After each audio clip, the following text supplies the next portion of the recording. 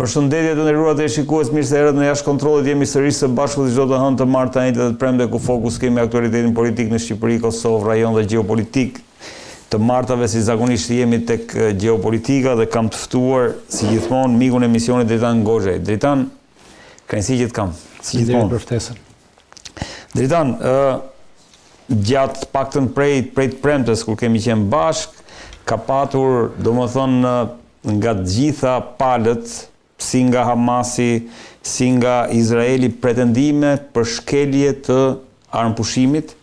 Ndërkohë së fundmi kemi reagimin nga përfaqësues të Katarit që akuzojnë drejt për drejt Izraelin si një nga, le të themi, shkelësit e atij armëpushimi. Do doja të dija çfarë ka ndodhur që shkoi situata deri në pikën që po pritej një aprovim i Trump për ta shkelur marrëveshjen e armëpushimit me 20 pika, cilën ne kemi diskutuar shpesh edhe këtu.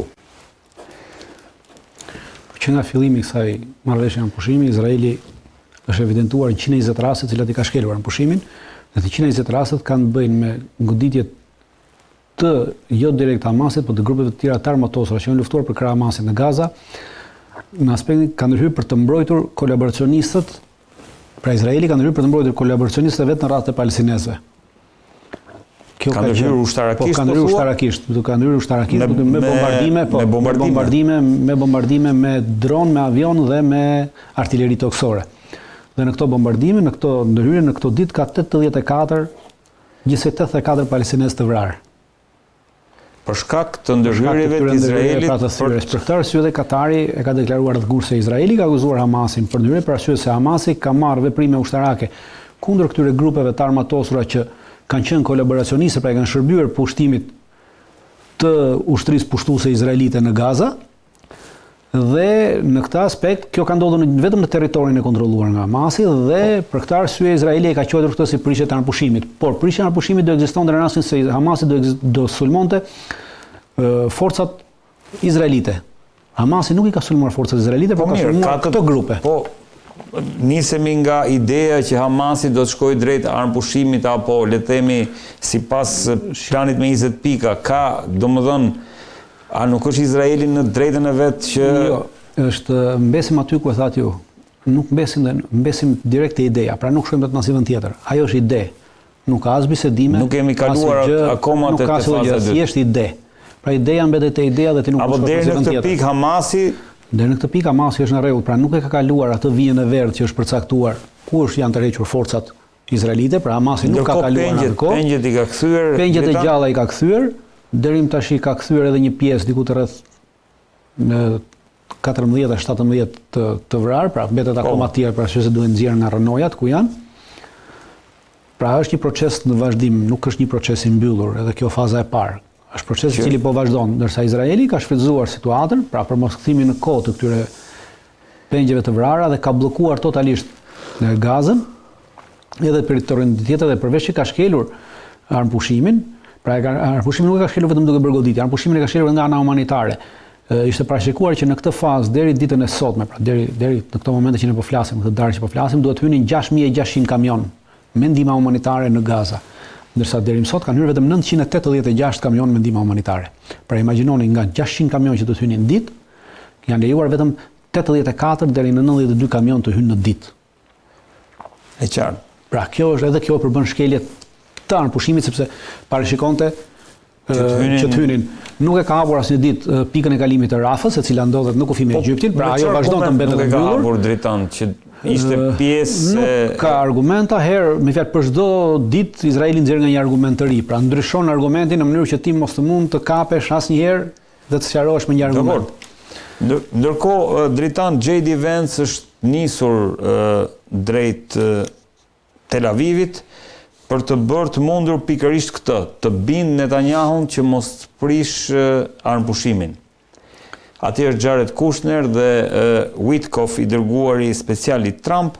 Pra, në kushte jemi, ndërkohë që Trump ka deklaruar që nuk jemi në pikën që ky armëpushim duhet prishur.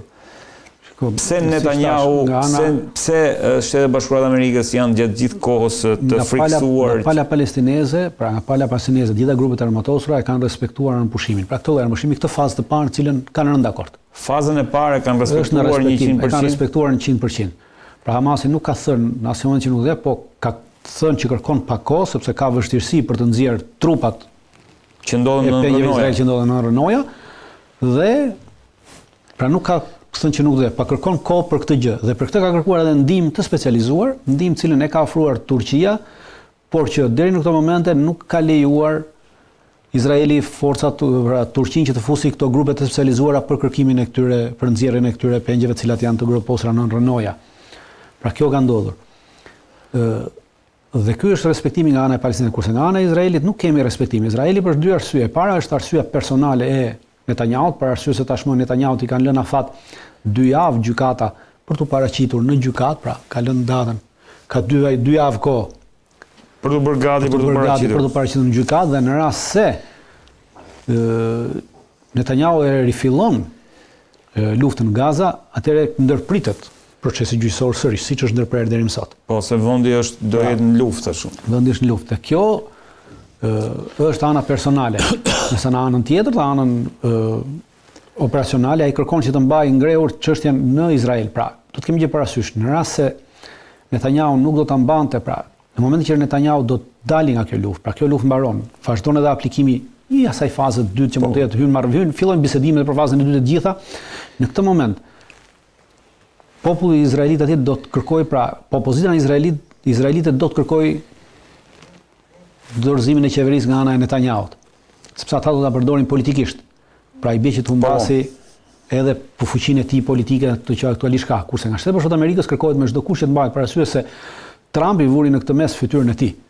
Pra i erdhe vërdhe në rast se armëpushimi do të thyet. Edhe nga ana tjetër kjo i bie që Trumpi ose duhet të ndërmarrë veprime të mirëfillta ndaj Izraelit, ose do të tregojë që Trumpi është i pafuqishëm për të vepruar ndaj Izraelit, dhe kjo tregon që ata ose i kanë një gjë Trumpit, që e kanë kapur, që e shantazhojnë. Ka shantazhojnë, dhe këtu përfundon edhe fuqia e Shtetit Bashkuar të Amerikës, për arsye se në rast se Shtetet Bashkuara të Amerikës deri më sot që kanë paraqitur Izraelin si proksin e tyre në linjën e mesme, pra si pjellën e tyre në linjën e mesme, si fuqinë e tyre në linjën e mesme, dhe në një moment caktuar nuk kanë fuqi të ndryshme për të mbajtur një armëpushim, atëherë bie gjithë fuqia gjeopolitike dhe gjeostrategjike e Shtetit Bashkuar të Amerikës në lindjen e mesme.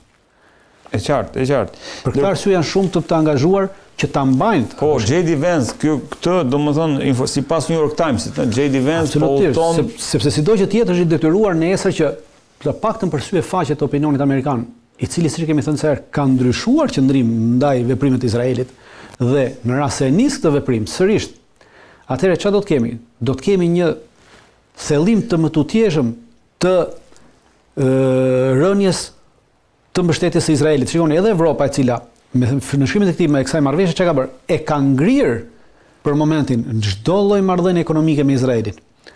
Pra deri në implementimin e marrëveshjes, ka thënë. Dhe Izraeli ka filluar me vendet evropiane të protestojë që pse nuk po lirohet. Po. Pra edhe ata janë skeptik në veprimin e Netanyahut. Që mundet që në momentin që ai e thyer në këtë marrëveshje dhe rifillon luftimet, atëherë automatikisht të gjitha këto marrëveshje të cilat janë ngrirë nuk do të funksionojnë më, dhe kjo do të çojë drejt një izolimi total, dhe edhe Trumpi nesër për sy e faqe është detyruar që të ndalojë një pjesë të armatimit për t'ia dhënë. Pra do të marrë të njëjtin qëndrim që mori Joe Bideni përpara se më që tha që në rast se nuk e ndaloni genocidin, ne do i ndalojmë armatimin. Do kaloj tek. Pra është i detyruar edhe ky të kalojë të paktën këtë fazën retorike, por kjo fazë retorike do të sillë një izolim të mëtutjeshëm politik të Izraelit në Shtetet Bashkuara të Amerikës. Pra do të sillë probleme të mëdha gjeopolitike dhe gjeostrategjike për Amerikën brenda dhe jashtë vendit. Për këtë arsye Trumpi është duke lozur këtu me pushtetin e tij. Pra në rast se Netanyahu ja thyen këtë, automatikisht kemi një rënje të pushtetit Trumpit si brenda dhe jashtë. Dritan, ndërkohë flitet për 4.000 trupa nga vendet muslimane, një forcë domethënë e organizuar në Gaza me 4.000 trupa nga vendet muslimane të drejtuara nga Egjipti. Pra do jenë ushtarë nga Egjipti, Azerbajxhani, Turqia, Indonezia, to do jenë paga shumë pjesë e kësaj forcës multinacionale në rripin e Gazës. Si e lexon këtë dhe pse është gjithmonë Egjipti, le të themi, edhe Edhe kjo që thatë mbetet te ideja. Pra jemi sërish te ideja dhe nuk jemi te implementimi. Është një ide krijimi këtyre forcave. Pra edhe në plani për 20 pika të Trumpit, ajo është një pikë ide, pra një forcë multinacionale ushtarake. Po. Por kjo forcë multinacionale ushtarake është refuzuar nga Hamasi dhe bile është refuzuar edhe nga autoriteti palestinez. Edhe nga OCP-ja. Edhe nga autoriteti palestinez është refuzuar kjo forcë. Dhe kjo mbetet kjo pikë është pika e tretë. Pra është në fazën e tretë të këtij plani për 20 pikash. Jemi ende te faza e parë. Jemi akoma te faza e parë, dhe kemi kaluar as te faza e dytë dhe as te faza e tretë. Është një pikë e cila është refuzuar. Nga Parim është refuzuar edhe nga Hamasi edhe nga autoriteti palestinez, për arsye se asnjëri nuk do të pranonte një forcë të armatosur për të menaxhuar territoriet palestineze, për arsye se këto kanë qenë një herë në të tilla dhe Egjipti, e kam thënë një herë, Egjipti kërkon të rikthehet sërish aty, pasi Egjipti e ka pasur deri në 67-ën gjithë territorin palestinez nën kontroll. E ka pasur Egjipti. Deri në 67-ën që pastaj ka qenë nën kontrollin e Egjiptit. Derisa ndërhyn, pra ishte lufta 67-s, Yom Kippur, që izraelitët e morën territorin dhe egjiptianët u thyen dhe u larguan. Dhe deri në atë kohë as egjiptianët as vendet e tjera arabe, as Jordania, e cila ka pasur në kontroll një pjesë të territorit në bregun perëndimor, asnjëra nga këto vende nuk i dhan palestinezëve shtetin e tyre. Pra në qëndrimin ndaj palestinezëve ata janë të njëjtë me Izraelin. Dhe tashmë kërkojnë të rikthejnë atë lavdinë e tyre të arsimshme që të rimarrin sërish në kontroll këto territore. Pra nuk bëhet për t'i ardhur në ndihmë palestinezëve. Bëhet për prestigjin e tyre të brendshëm politik. Për këtë arsye palestinezët kanë kundërshtuar.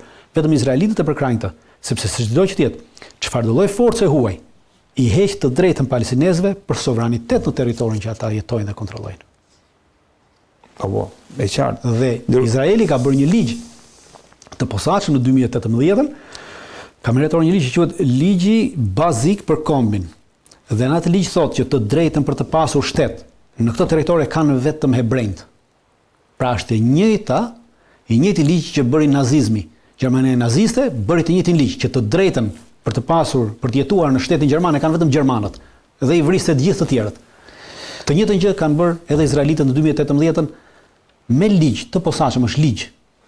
Dritan, ndërkohë ka një plan të Izraelit për të ndarë Gazën në 2 zona, nuk e di, e ke dëgjuar si plan dhe kjo shikohet si një strategji, domethënë të njëra anë, le të themi, do të administrohet nga palestinezët, ana tjetër do të administrohet nga, le të themi, me mbështetje ndërkombëtare. Ju po thoni ka një plan, unë po them që ky plani është në veprim, pra që se aktualisht Gaza është ndarë, pra ajo vija e vetë. Regjia, vetëm atë hartën, nëse është e mundur, e kishim tek emisioni tjetër, duhet të jetë ai folderi aty.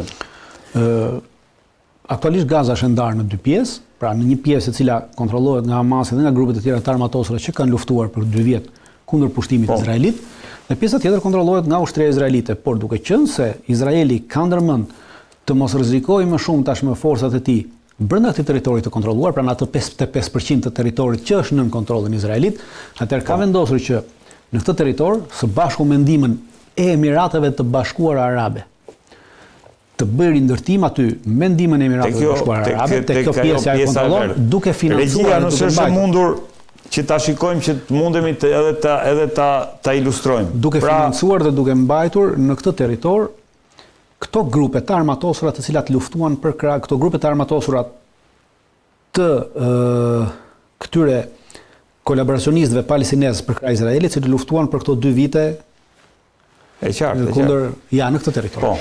Pra, ky territori këtu, aktualisht në duart e izraelitëve dhe në këtë territor këtu, pra do të marrë, pra në Gaza është ndarë në 2 pjesë. Këtej është territori i çliruar, këtej është territori që vazhdon të jetë i pushtuar. Kontrollohet nga Izraeli. Nga Izraeli. Por Izraeli duke qenë se nuk dëshiron ta mbajë, pra nuk dëshiron të kthehet para vitit 2005. Para vitit 2005, Izraeli kishte edhe kontrollin civil të Gazës. Por tashmë, duke qenë se ky kontroll civil i kushton shumë pas kësaj lufte, sepse normalisht nuk mund të menaxhojë çdo autoritet civil brenda këtij territori se rrezikohet të vdesë, të vrasë. Normalisht për shkak. Çfarë bën këtë autoritet civil tashmë? Do ja kaloj këtyre grupeve të armatosura, Quislinge, pra këtyre grupeve që ishin bashkëpunëtorë të Izraelit, grupe palestineze siç ishin ata Al-Shabaab e këta të tjerë nëse mbani mend, që kemi folur disa herë. Dhe këto grupe tashmë po financohen nga Emiratet e Bashkuara Arabe dhe Emiratet e Bashkuara Arabe kanë pranuar që të financojnë këto grupe gjoja për ndërtimin e kësaj pjese të Gazës dhe të krijojnë idenë që kjo pjesë e Gazës që menaxhohet nga izraelitët, kjo do lulëzohet, do ndërtohet, do rindërtohet dhe Emiratet po japin para, dhe kjo pjesa tjetër nuk po lejohet të hyjnë kamionët pra për ndërtim para shumë, për të bërë idenë që shiko këtej, por ama ti në momentin që e bllokon, pra ti e ke në dorë kufirin. Kufiri, sidoqë kufiri është në kontroll. Kjo është e Rafas, ë? Po, kjo është e Rafas. Kufiri është në dorën e izraelitëve. Pra ti lejon kamionët për të hyrë këtu, por nuk lejon kamionët për të vajtur këtej. Pra nuk mund t'i gënjesh palestinezët. Kjo mund të ndodhte në rast se kjo luftë do të kishte vetëm 2 vjet. Po palestinezët kanë 77 vjet që bëjnë këtë luftë. Po. Pra por është një strategji, po thua pse? Kjo strategji ka qenë gjithnjë. Tek këto zonat me të verdha Dritan ka palestinez apo janë mbledhur? Jo, tek këto zonat me të verdha ka palestinez, domos në këtë pjesën këtu ka palestinez. Po. Deri në këtë pjesën. Këtej mbrapa nuk i kanë lejuar për momentin, por gradualisht po lejojnë dhe janë territore, ja i kanë grumbulluar vende dhe në këto vende kontrollin e këtyre territoreve, këtyre kampeve, kanë krijuar kampe. Po. Pra, sërish palestinezët që do jetojnë në këto vende do jetojnë në apartheid, në për këto kampe të ndërtuara nga Izraeli. Pra sërish apartheidi do të funksionojë. Por kama ky apartheidi nuk do të menaxhohet nga izraelitët, siç është menaxhuar deri në sot. Do menaxhohet nga këto grupe, nga kolaboracionistët palestinezë. Pra, izraelitët do bëjnë të një, ato që po bëjnë të njëjtën gjë që bëri Hitleri gjatë luftës së dytë botërore, që në të gjitha getot hebreje të ndërtuara në Poloni, në Çekinë, në të gjitha vendet e tjera, vuri hebrejnë që të menaxhonin kontrollin e brendshëm të getove dhe nuk vuri gjerman ose nazist. Pra, e njëjta teori është. Pra, nazizmi me zionizmin është e njëjta bërthamë, nuk ka asnjë ndryshim. Dritan, te kjo ku ndahet ajo viza e verdhë, ku ndahet kufiri, le të themi, midis dy gazave në rastin konkret, do ketë forca izraelite aty? Aktualisht këtu janë të gjitha vendosura forcat izraelite. Pra është një kufi me forca izraelite, totalisht. E qartë. Është e përcaktuar ky kufiri dhe pretendohet që në këtë kufi, pra izraelitët pretendojnë që në këtë kufi pastaj të vendosen këto forcat, pika të ndryshme të forcave të ndërkombëtare. Sepse kemi bërë parasysh, shikoni këto ku i shefni ju me shigjeta. Po. Këtu dhe këtu. Këto kanë qenë pikat të daljes të Gazës në raport me Izraelin. Pra kemi këtë murin e madh, dhe këto janë pikat e kontrollit nga palestinezët dilnin në Izrael për nevojat tyre shëndetësore, probleme të tjera. Tash kjo pikë që ka qenë dhe daljes këtu, kjo port dalje është vendosur këtu. E qartë. Pra e kuptoni, pra kjo është vendosur këtu. Pra do të funksionojnë sërish të përda dhe këta palestinezë që kanë nevojë për të dalë sërish këtej, për të vajtur për spitale, për sende në rast se nuk do ndërlejohet ndërtimi spitaleve këtej, do kalojnë këto. Janë detyruar të kalojnë këtu dhe këto pika atëherë çfarë bëjnë? Në një pikë këta do t'ia lënë menaxhimin këtyre forcave ndërkombëtare, për të cilën Hamasi ka kundërshtuar dhe autoriteti palestinez ka kundërshtuar që kjo të jetë forcave ndërkombëtare, dhe evidentimi në radhë parë do bëhet nga ana e forcave ndërkombëtare dhe pastaj do kalojnë sërish nën sitën e kontrollit izraelit. Pra sërish apartheidi do të funksionojë. Prandaj e kam thënë dhe përsëris që nuk është një plan paqe, është një plan rikolonizimi i ri, është një plan apartheidist i ri. E qartë. Dritan, ndërkohë, kalojmë pak tek situata në Ukrainë, sepse pas vendosjes armëpushimit në Gaza, është projektorët e vëmendjes së opinionit publik janë kthyer në Ukrainë. Ajo vajtja e Zelenskit për të marrë Tomahawk i është kthyer në bumerang, e lexojnë disa komentatorë. Si e pet takimin e fundit Trump me Volodymyr Zelenskin? Mesazhet kryesore të atij takimi?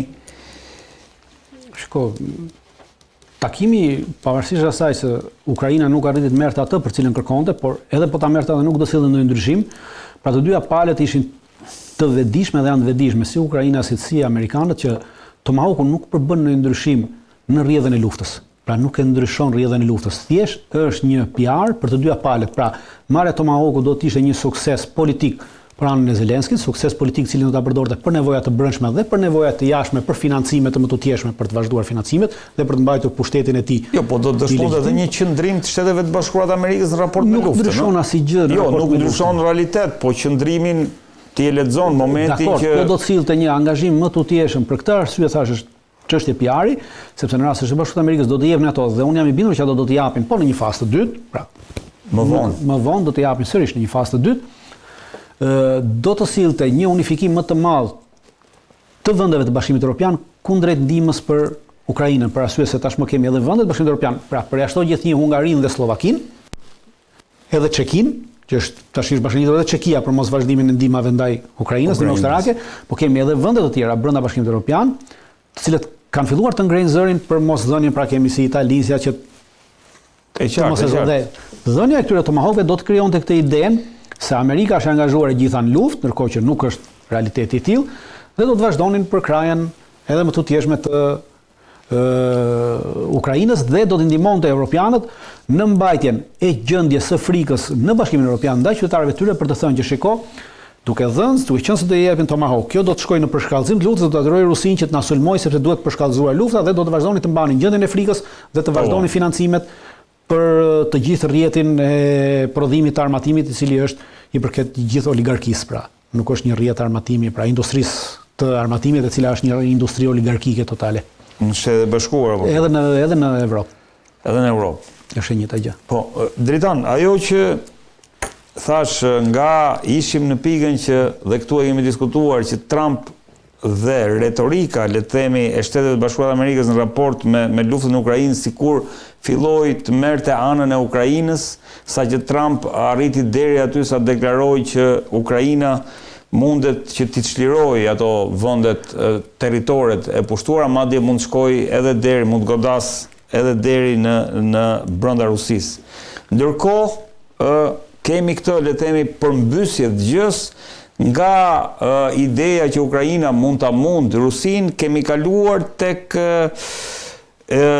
presioni, dhe këto janë, domethënë, sipas medias, që Donald Trump i ka kërkuar Zelenskit që të pranojë termat e Putinit për të mbaruar luftën, dhe kjo bëhet fjalë për takimin që ndodhi të premten në Shtëpinë e Bardhë. Pra, një përmbysje të logjikës. Nuk mendoj që kemi pasur përmbysje të logjikës, por kemi pasur një përmbysje të kuptimit të asaj. Pasi unë kam qenë dhe vazhdoj të jem mendimit që ajo çfarë Trump ka deklaruar atëherë ka qenë thjesht një sarkazëm nga ana e Trumpit dhe asgjë tjetër. Këtë e ke thënë edhe në emision, faktikisht, po. Ky fakt, pra, që Trumpi i thotë që pranoni kushtet e, pra vërteton atë që ajo më tepër ka qenë sarkazëm sesa ndonjë gjë tjetër. Gjithsesi, çdo njeri unë mendoj që me dy parë më në kokë, me njohuritë të cilat i ka, sepse ne nuk kemi njohuritë që ka Trumpi, pra. Informacionet që ai ka neve nuk i kemi. Pra neve, sado kemi informacionet tepër të limituara. Absolutisht. Ai ka informacione shumë të mëdha dhe avancimi i rusëve, pra dëmi që Rusia bën nga ana ushtarake dhe nga ana ekonomike, energjetike dhe sociale dhe demografike e Ukrainës është një dëm shumë i madh. Dhe çdo kush që ka dy parë më në kokë do t'i këshillonte Zelenskit që të ndalet lufta, sepse në këtë mënyrë, siç e ka, me këto kapacitete, po shkon jo vetëm në demilitarizimin e Ukrainës totalisht, edhe në demilitarizimin e NATO-s, gradualisht, por po shkon në depopullimin, pra po shkon në lëvizje të mëdha demografike, në rënje të madhe demografike të Ukrainës, pra arsye se ka njerëz po vriten, dhe në krijimin e një problemi të madh social për të ardhmen e Ukrainës, sepse të plagoset Ukraina nuk ka kapacitetet të mbajë nesër. Një Ukrainë nesër në mbarimin e luftës do të ketë disa milion të plagosur. Këta milion të plagosur, imagjinoni vetëm në 2 vjet luftë në Izrael. Izraeli ka deklaruar që ka 100.000 ushtarë me probleme psiqike. Vetëm nga lufta në Gaza. Imagjinoni për 3 vjet e gjys në një luftë të tillë. Po. Që po bëhet në Ukrainë, sa është problemi atyre ushtarëve të mbetur gjallë me probleme psiqike nga lufta. Po. Pra, imagjinoni ky është një problem i madh social të cilin një shtet si Ukraina, i cili mbahet me para të dhëna nga jashtë, pra nuk ka mund kapacitete të prodhojë më para për të paguar rrogat e veta, pra asgjë vet, nuk ka nesër kapacitetet të mbajë. Për këtë arsye çdo kush që ka mend, edhe Zelenski i cili nuk ka mend, duhet i zëri mend që të ndalë këtë luftë. Është një luftë e humbur. Ndërkohë, ai koalicioni i vullnetmirëve, le të themi, i vullnetit të vullnetshëm është një koalicion. Ka shprehur një vullnet për sa i përket ngrirjes, le të themi, të luftimeve në kufijt. Atëherë që të ngrish luftimet duhet të kesh kapacitete ushtarake që ta detyrosh atë tjetrin që të ngrijë luftimin. Ngrirja e luftimit do të thotë që të dyja palët nuk mund të avancojnë më. Pra ti të vendosësh një forcë ushtarake përballë armikut, duke mos e lejuar atë që të avancojë. Dhe në momentin që armiku për një kohë të gjatë nuk avancon dhe humbjet nga të dyja palët janë të njëjta, si humbjet në njerëz, si humbjet në materiale, atë të dyja palët arrin në një mirë kuptim të përbashkët që kjo linjë ndalim këtu, siç ka ndodhur me Koren. Pa, Koren së Veriut dhe Korea së Jugut arrin në një pikë që nuk avanconin më palët dhe u rit deri në paralelin 38. Dhe në paralelin 38 mbetën për disa muaj pa avancuar. humbjet ishin të mëdha nga dyja palët dhe u propozua nga amerikanët që ta ndalin këtu sepse dhe të dyja palët e ndalen sepse kishin ezauruar fuqitë e tyre ushtarake dhe po shkonin drejt një lufte të tretë botërore dhe për këtë arsye ndaluan. Aktualisht nuk e kemi të kapacitet. Pra forcat ushtarake që mund të hyjnë të këtij koalicioni të vullnetshme të vendeve të Evropës, edhe po të hyjnë, nuk kanë asnjë kapacitet të tillë që të arrijnë të bllokojnë në gjithë linjën e frontit për 1400 kilometrash linjë fronti forcat ruse në avancimin e tyre dhe në shkatërimin e tyre kapaciteteve ushtarake të Ukrainës. Pra është e pamundur që kjo të ndodhi. Dhe nuk ke si ta detyrosh atjetrin që të pranojë kërkesën tënde kur ai vazhdon të jetë në avantazh. Dakor. Ndërkohë, Dritan, kemi gjithmonë edhe takimin, se kjo ndodhi pas deklaratës, pas telefonatës Trump-Putin dhe vendimit për një takim në Budapest midis Trumpit edhe Putinit. Po përflitet për shkëmbim territores midis Khersonit, Zaporizhjes, Donetskut, Luganskut, çfarë dim deri tani, domethënë çfarë qarkullon dhe ajo që më bën përshtypje është pse e ka kaq merak Putini fjala vjen në Donetskun. Atëherë duhet kemi një gjë parasysh, që gjitha kjo që po thotë është ka ardhur nga mediat dhe kryesisht nga mediat amerikane, nga Washington Post, e cila është një media e cila kontrollohet nga CIA totalisht dhe për ju i bazoni një shkrimi të Washington Postit para mos gaboj një ditë mbas bisedime, a 2 ditë mbas bisedës telefonike, i cili përcakton thotë që Putini i kërkoi Trumpit të lloj shkëmbimi.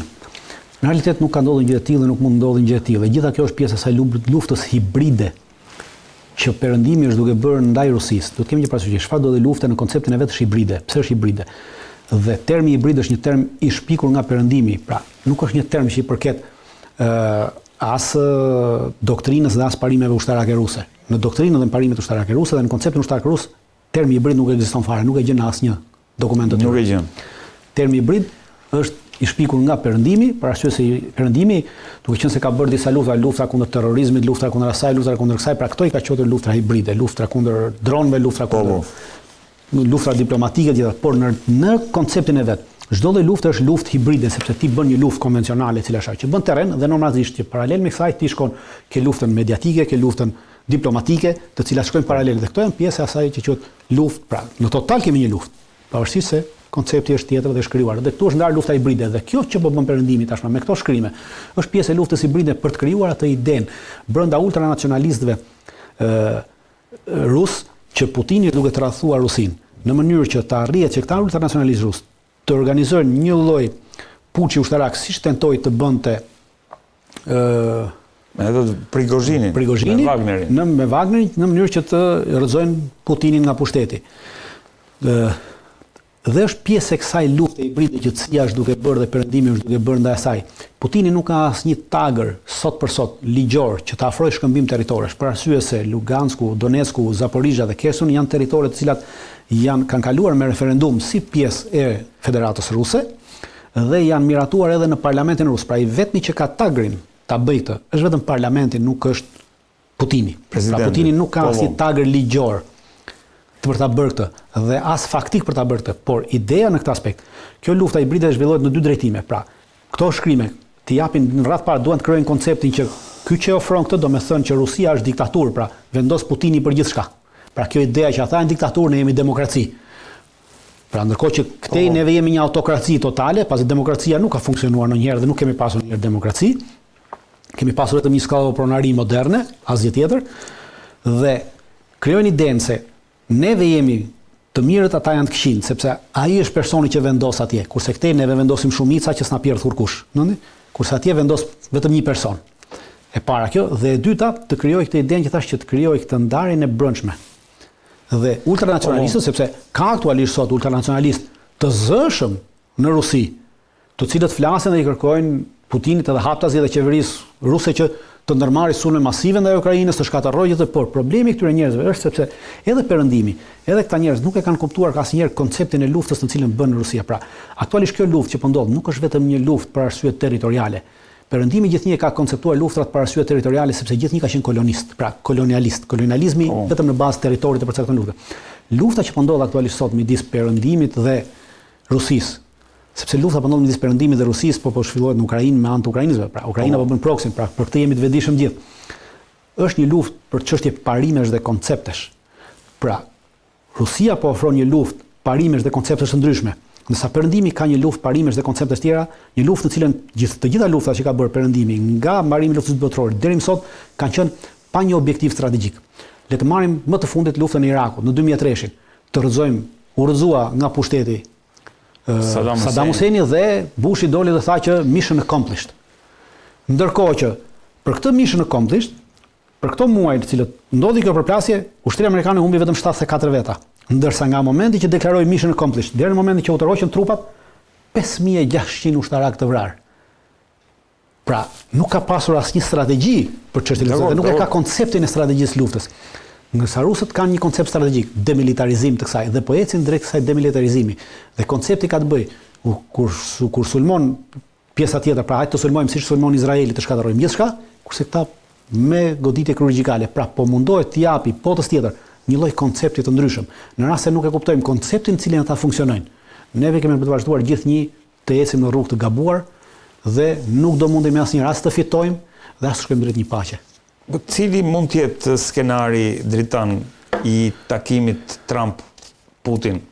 Unë nuk mendoj që ka një skenar. I cili me thonë drejtën duket sikur po shtyhet dhe kjo sipas medjave, sepse Marco Rubio dhe Lavrov ende nuk kanë bërë atë takimin paraprak për cilin... Nuk është përcaktuar një takim, nuk po shtyhet. Ka pasur një bisedë telefonike midis Marco Rubios dhe Lavrovit, po. Të deklaruar nga të dyja palët. Në këtë bisedë nuk është biseduar për një takim ndërmjet tyre të dyve, po është biseduar për çështje të tjera që kanë të bëjnë me takimin Putinit dhe Trumpit. Pra nuk është lënë takimi dhe u la takimi dhe u shty.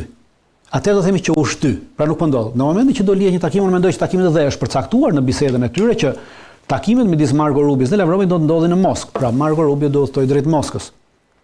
Rubio do shkojë në Moskë për të rënë dakord për të biseduar për mënyrën se si. Unë nuk besoj që atje do të kemi ndonjë bisedë të madhe në Hungari. Ajo çka po ndodh në Ukrainë, në Hungari dhe çfarë do ndodhi në Hungari ka të bëjë më shumë me PR-in politik që i nevojitet dhe kohën që i nevojitet një lloj armë pushimi që Trumpit i nevojitet tashmë për politikë të brendshme. Por i nevojitet edhe Putinit kjo ta përdori këtë kundër Evropës. Pra Evropa është ajo që po bën këtë koalicionin e të vullnetshme, që po i fryn kësaj për të vajtur në luftë me Rusinë, dhe ndërkohë që ti organizon një bisedim me Trumpin, automatikisht kjo e ftof Evropën nga çdo lloj ndërhyrje. Pse e ftof Evropën? Sepse kur Evropa po ndërhyn atje me shpresën që nesër Amerika të mbështesi Evropën, pra t'i ruaj shpinën, po ndërkohë që kjo Amerika ulet me Rusinë, atëherë kjo shpinë është e paruajtur. Herën e fundit kur ishim dritant, kur ndodhi takimi në Alask, Trump u rikthyen Shtetet e Bashkuara të Amerikës, në shtëpinë e bardhë kishte ftuar liderët kryesorë le themi të Europës, Starmer, Macron, Merz, Meloni e tjerë. Atje pam që pavarësisht asaj që Trump në një farë mënyrë ekspozoi që është rënë dakord për një takim me Putinin, u duk sikur jemi drejt një paqe afatgjatë, thoshte Trump, jo një armë pushimi. Ndërhyrja e këtyre koalicionit të vullnetit mirë të europianëve ka bërë që Trump të tërhiqej dhe të linte, le të themi, luftën të vazhdonte dhe të rridhte ashtu siç ishte. Vazhdimi i luftës është në favor të Rusisë në këto kushte, në këto kapacitete dhe në këto kushte që jemi. Nuk është as pak në favor as të Bashkimit Evropian as të NATO-s. NATO dhe Bashkimi Evropian janë duke u demilitarizuar, duke treguar që nuk kanë asnjë kapacitet ushtarak dhe po nxjerrin NATO një organizatë obsolete e cila nuk ka asnjë lloj vlere. Në këtë aspekt. Po, a di çfarë, dritan se kam qejf të ta them këtë se po e lexoja tek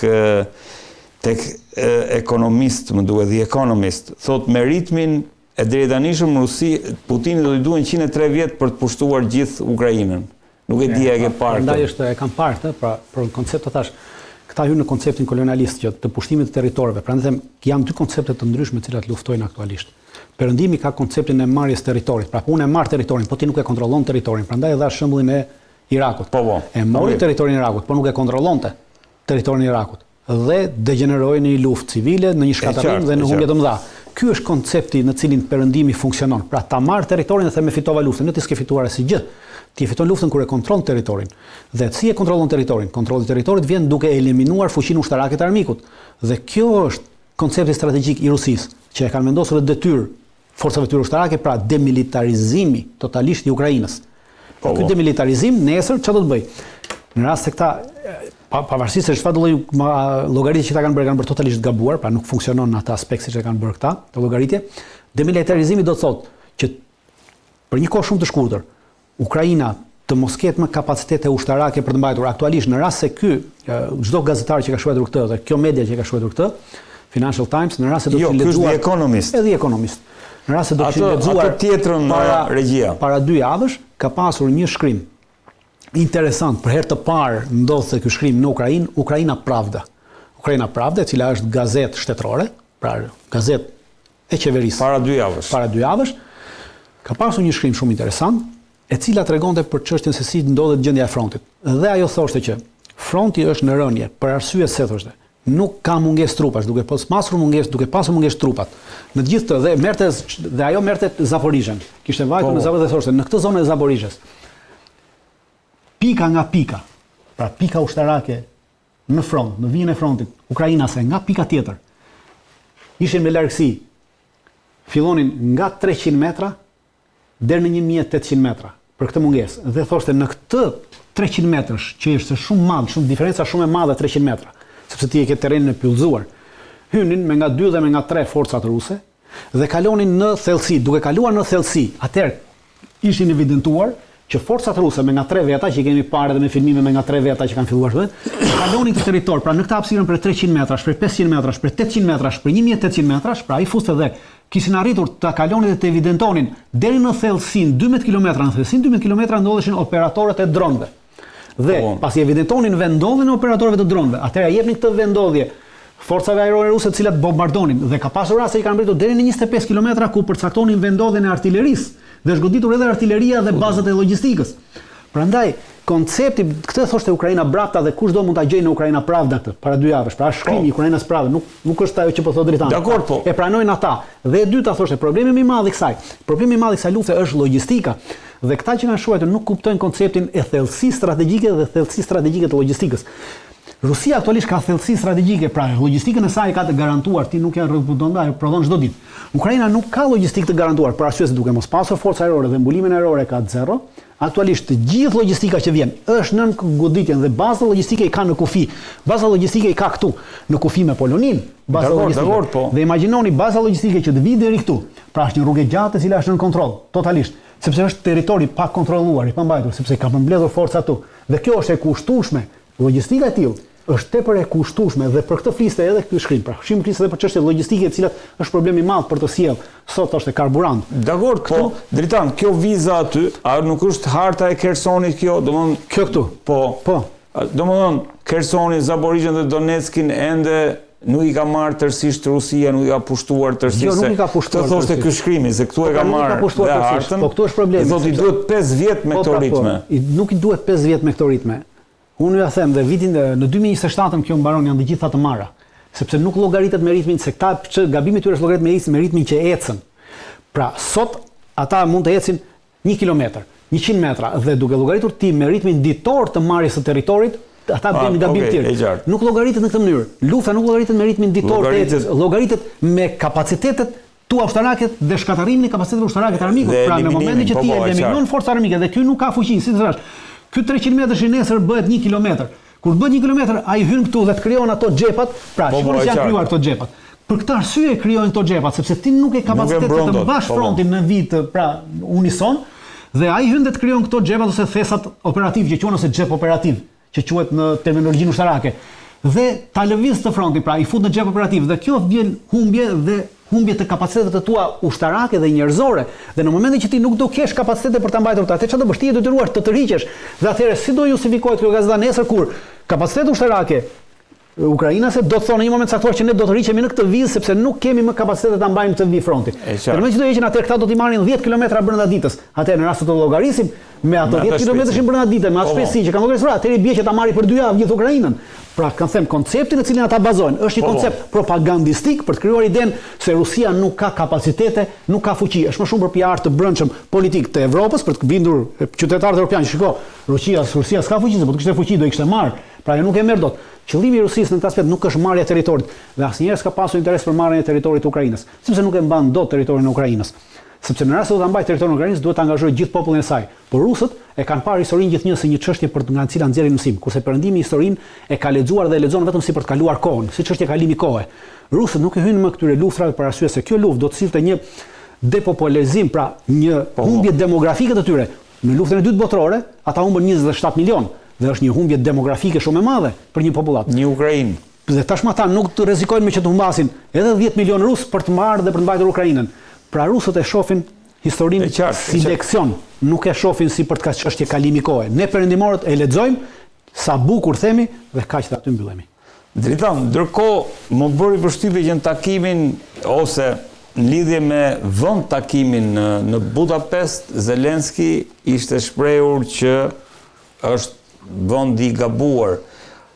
Pse ky qëndrim le të themi i Zelenskit? Sepse prej fillimit Zelenski ka pasur përplasje me Budapestin, pra me Viktor Orbanin. Disa herë i ka ndaluar edhe çështjet e gazit, pra gazin që vjen nga Rusia që merr ata e ka ndaluar, 2-3 herë kanë sabotuar tubacionin e gazit që vjen andej. Pra problemet për arsye se Hungaria ka qenë gjithnjë kundra kësaj lufte dhe ka deklaruar dhe nuk ka lejuar që nga momenti i fillimit të luftës deri në këtë moment që po flasim bashkë, nuk ka lejuar që territori i saj të përdoret për të çuar ndihma ushtarake në Ukrainë dhe as të përdoret si bazë për logjistike për Ukrainën. Pra, përplasja e tyre është përplasje politike, por është edhe përplasje etnike. Për arsye se Ukraina ka një pjesë të territorit të Hungarisë të banuar me qytetarë hungarez, për cilën Hungaria ka kundërshtuar prej fillimit që të mos merren qytetarët hungarez, ata që janë me pasaporta, sepse Hungaria i ka pajisur me pasaporta hungareze qytetarët ata etnitetin hungarez që jeton në Ukrainë dhe ka kërkuar që duke qenë se janë edhe qytetarë hungarez të mos merren me dhunë dhe të çohen në vijën e frontit në luftë kundër Rusisë. Ukraina nuk e ka marrë parasysh dhe ka pasur edhe përplasje disa herë në këtë aspekt. Prandaj që e quan të gabuar për arsye se nuk mundet të ndikojë dhe nuk ka asnjë lloj kapaciteti ndikimi dhe nuk ka në Hungari, nuk ka as komunitet ukrainas jeton atje me cilin do mund nesër të organizonte qoftë edhe një protestë për syfaqe. Ndërkohë Dritan, Endri Bezrukov, një ish agent rus, e ka parajmuar Putinin që të mos udhtojë drejt Budapestit për të takuar Trumpin, sepse mund të vritet nga britanikët. Pra ka një komplot nga britanikët për ta... Unë mendoj që këto janë të pa baza. Jo, sigurisht, këto qarkullojnë për media, por jo, ideja është sa i garantuar... Unë nuk mendoj që britanikët ose dikush tjetër do të guxonte që të bënin këtë gjë të tillë, pra vrasjen e presidentit të Rusisë në këtë aspekt, për arsye se automatikisht kjo do të cënonte pra vrasja e presidentit të Rusisë nga çdo lloj vendi e ndodhur në Bashkimin Evropian, automatikisht do të kalonte në një luftë të tretë dhe do të thoshte që Rusia në këtë moment do të përdorte raketat e saj bërthamore, për arsye se në doktrinën e saj e ka që në momentin që cënohet pika 9, pika 19, se mbaj më mirë tash i cila është doktrinës nukleare ruse, përcakton qartësisht që thotë që në momentin që cënohet ekzistenca e shtetit rus, pra ekzistenca e shtetit rus, edhe në formë konvencionale, pra edhe në formë konvencionale dhe vrasja një udhëheci është çështje konvencionale, pra, atëherë në këtë moment Rusia përdor raketat e saj bërthamore ndaj atyre që ka pjesë të doktrinës së saj dhe askush nuk do të hynte kësaj dhe nuk i leverdiste tek kësaj dhe në këtë moment që do të ndodhte Evropës nuk do t'i dilte dhe Amerikës nuk do t'i dilte për zot Anglisë nuk do t'i dilte për zot as Amerika në rast se kjo do ndodhte. Po unë nuk besoj që kjo do ndodhi. To janë skenare imagjinare, nuk janë skenare mediatike. Unë mendoj që nuk do të ndodhi gjë të tillë dhe anglezët besoj që në këtë për sa kohë Trumpi e ka kërkuar takimin atje, pra është propozimi i Trumpit, nuk është propozimi i Putinit. Dhe Trumpi në këtë moment jemi sërish si me gazën, pra ka vendosur fytyrën e tij në këtë aspekt. Besoj që në këtë aspekt administrata amerikane e ka bërë të qartë administratës angleze që çdo lloj veprimi nga ana juaj që do të cënonte jetën e këtij personi, atëherë do të kishte një abandonim total dhe do të ishit vetëm. Dhe në këtë vetmi, atëherë Anglia ishte e mbaruar, pasi nuk ka asnjë kapacitet ushtarak të përballet me një kundërpërgjigje tash për ushtarake të Rusisë ndaj Anglisë. Pra Anglia është një vend i mbaruar, totalisht i shkatërruar. Dhe nuk besoj që do të hynin kësaj.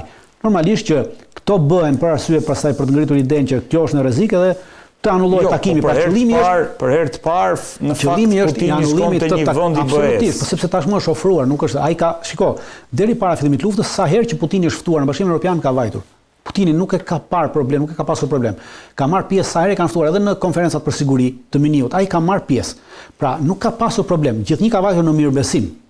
Bullgaria ishte vetë ofruar. Bullgaria është vetë ofruar për arsye sepse Bullgaria e ka parë. Pra, shikoni, prandaj thash, ka shumë vende evropiane të cilët po shohin që kjo luftë është e humbur në Ukrainë. Dhe atëherë, hajde të zëm një vend në këtë tavolinën sadopak, edhe si figurant, sepse nesër po ndryshon sistemi i sigurisë të botës, pra koncepti i ri i sigurisë, arkitektura e sigurisë. Dhe ata kanë dalë me deklaratën, pra ishte shumë interesante deklarata e ministrit të jashtëm të Bullgarisë, i cili tha që sa herë që do bëhet llaf për paqe, ne nuk e pengojmë atë dhe do ta mbështesim atë. Po. Pra, kjo i hap rrugën që nesër ju takimin mund ta bëni edhe në Bullgari. Ndërkohë që Bullgaria nuk ka kufi me Hungarinë, por ama i pretendon t'i kalon nga Bullgaria në Serbi dhe nga Serbia në Hungari. Pra, e kuptoni, dhe kjo kjo i ka po, pse është bërë kjo deklaratë? Është bërë kjo deklaratë për t'i paraprirë një deklaratë nesër të von der Leyen, e cila nesër mund dali dhe thotë si kryetari i Komisionit Evropian, që urdhëron gjitha vendet e Bashkimit Evropian të mbyllin hapësirën ajrore për çdo fluturim rus. Dhe ky i ka paraprirë kësaj. Ndërkohë Macron është shprehur drejtan që çdo bisedë midis Trump dhe Putin ku do flitet për Ukrainën, aty duhet të jetë dhe presidenti i Ukrainës, dhe nëse do flitet për Europën, aty duhet të jetë edhe Europa. Përndryshe, nuk ka asnjë vlerë dhe jo rastisht kemi takim sërish dhe Zelenskin të pranishëm te ky koalicioni i është e njëjta retorikë të cilët përdoren përpara takimit të pra nuk ndryshon vetëm mënyra e renditjes të fjalëve. Po të shikoni, ka të njëjtën deklaratë përpara Alaskës. E vërtetë është. Dhe ndryshon vetëm mënyra e renditjes të fjalëve, po nuk ndryshon deklarata. Pra të njëjtën deklaratë pati Macroni edhe për Alaskën. U bë Alaska dhe pastaj vajti dhe rrinte si një nxënës para një mësuesi atje. Dhe priste çfarë do i thoshte mësuesi, që u solle mirë apo nuk u solle keq. Trump nuk vendosi asgjë me Putinin për ne nuk e dim çka kanë vendosur. Pra duhet kemi një parasysh. Unë nuk besoj që në Alaska kanë biseduar për Ukrainën, pra kanë pasur bisedime të tjera. E ke thënë në fakt këtë. Dhe tashmë në Ukrainë besoj që mund të flasin. Në Hungari mund të flasin për Ukrainën për arsye sepse duke qenë se bëhet në një vend evropian, do flitet për arkitekturën e re të sigurisë evropiane dhe aziatike. Pra unë besoj që tashmë do të flitet dhe do të flitet edhe për Evropën, edhe për Ukrainën në Hungari. Kurse nuk kam besuar dhe vazhdoj të mos besoj që në Alaskë është folur për Ukrainën në asnjë moment. Në Budapest do të flitet sepse Budapesti e thash në një emision tuaj më parë, është çështje simbolike. Në Budapest u bë një marrëveshje e cila u prish nga perëndimorët. Po. Dhe në Budapest sërish po bëhet e njëjta marrëveshje dhe ku amerikanët tashmë do të hyet me çështje garancie, pra do të flasin për gjëra më të qarta dhe më të haptazi. Që do t'i dhe sërish evropianët kur të mbarojë kjo, do t'i hypin sërish, ose do t'i hypin avionit dhe do të shkojnë në Budapest të takojnë Trumpin atje dhe do t'i rreshtojë sërish siç i rreshtojnë, ose do t'i rreshtojë sërish në Washington dhe do dalin sërish të kënaqur që i priti mësuesi, i priti mirë, u tha fjalë të mira. Dritan, me këtë kohë takimesh të Donald Trump, unë nuk mbaj mend takime më intensive se ç'po ndodhin në Shtëpinë e Bardhë, po përflitet edhe për një takim me Xi Jinping, me presidentin, le të themi, kinez. Si e vlerëson këtë moment dhe çfarë do të thotë kjo? Kur e lexova në fakt, domthonë e kam çekuar në 2-3 vende sepse mu duk si lajm. Të dyja palët e kanë konfirmuar që do të marrin pjesë në samitin e Azisë në Korenë e Jugut, pra një samit cilin e organizon Korea e Jugut. Po. Këtë rast dhe me ardhen e Trumpit në Shtëpinë e Bardhë dhe me luftën tregtare që Trumpi ka nisur me gjitha vendet dhe kryesisht edhe ndaj Koreas së Jugut, që vendosi tarifa për 35%, është një moment i vendosjes së tyre tarifave 35% ekonomike ndaj të Koreas së Jugut. Korea e Jugut ka pasur një afrimitet shumë të madh me Kinën. Afrimiteti ka qenë aq i madh sa Korea e Jugut para 4 muaj që ka bërë Kinës një kërkesë zyrtare që të hiqen vizat e qytetarëve koreano-jugor me Kinën dhe Kina e ka pranuar kërkesën. Dhe aktualisht qytetarët koreano-jugor udhëtojnë pa vizë në drejtim Kinës, ndërkohë që deri dje duhet merrnin vizë dhe vizat ishin të limituara. Pra ishin viza po të limituara. Kishte një sasi vizash të caktuara për vit. Ndërsa tashmë e ka hequr. Pra, marrëdhëniet midis Koreas së Jugut dhe Kinës janë përmirësuar ndjeshëm. Dhe edhe presidenti kinez ka deklaruar që do të marrë pjesë në këtë summit. Që është një sinjal, po thua, jo, unë nuk e shoh si i rigrohjes marrëdhënieve me. Unë e shoh si një gjë që Trumpi dikush do t'i ketë thënë, dhe duke qenë se ka një administratë të madhe dhe ka këshilltarë me shumicë, dhe në administratën Trump ka edhe njerëz të mençur sa duash, pra përveç budallëve me shumicë, pra budallëve që të volitshëm që janë kudo, ka edhe njerëz të mençur sa duash, cilët e kanë kuptuar që në rast se ky afrimitet i madh midis Koreas së Jugut dhe Kinës do të sjellin nesër rrezikimin e lëvizjes së bazave ushtarake amerikane në Korenë e Veriut. Pra, dhe humbjen e prezencës strategjike, ushtarake dhe politike dhe geopolitike të Amerikës në detrat e Koreas së Veriut dhe në detrat e Kinës.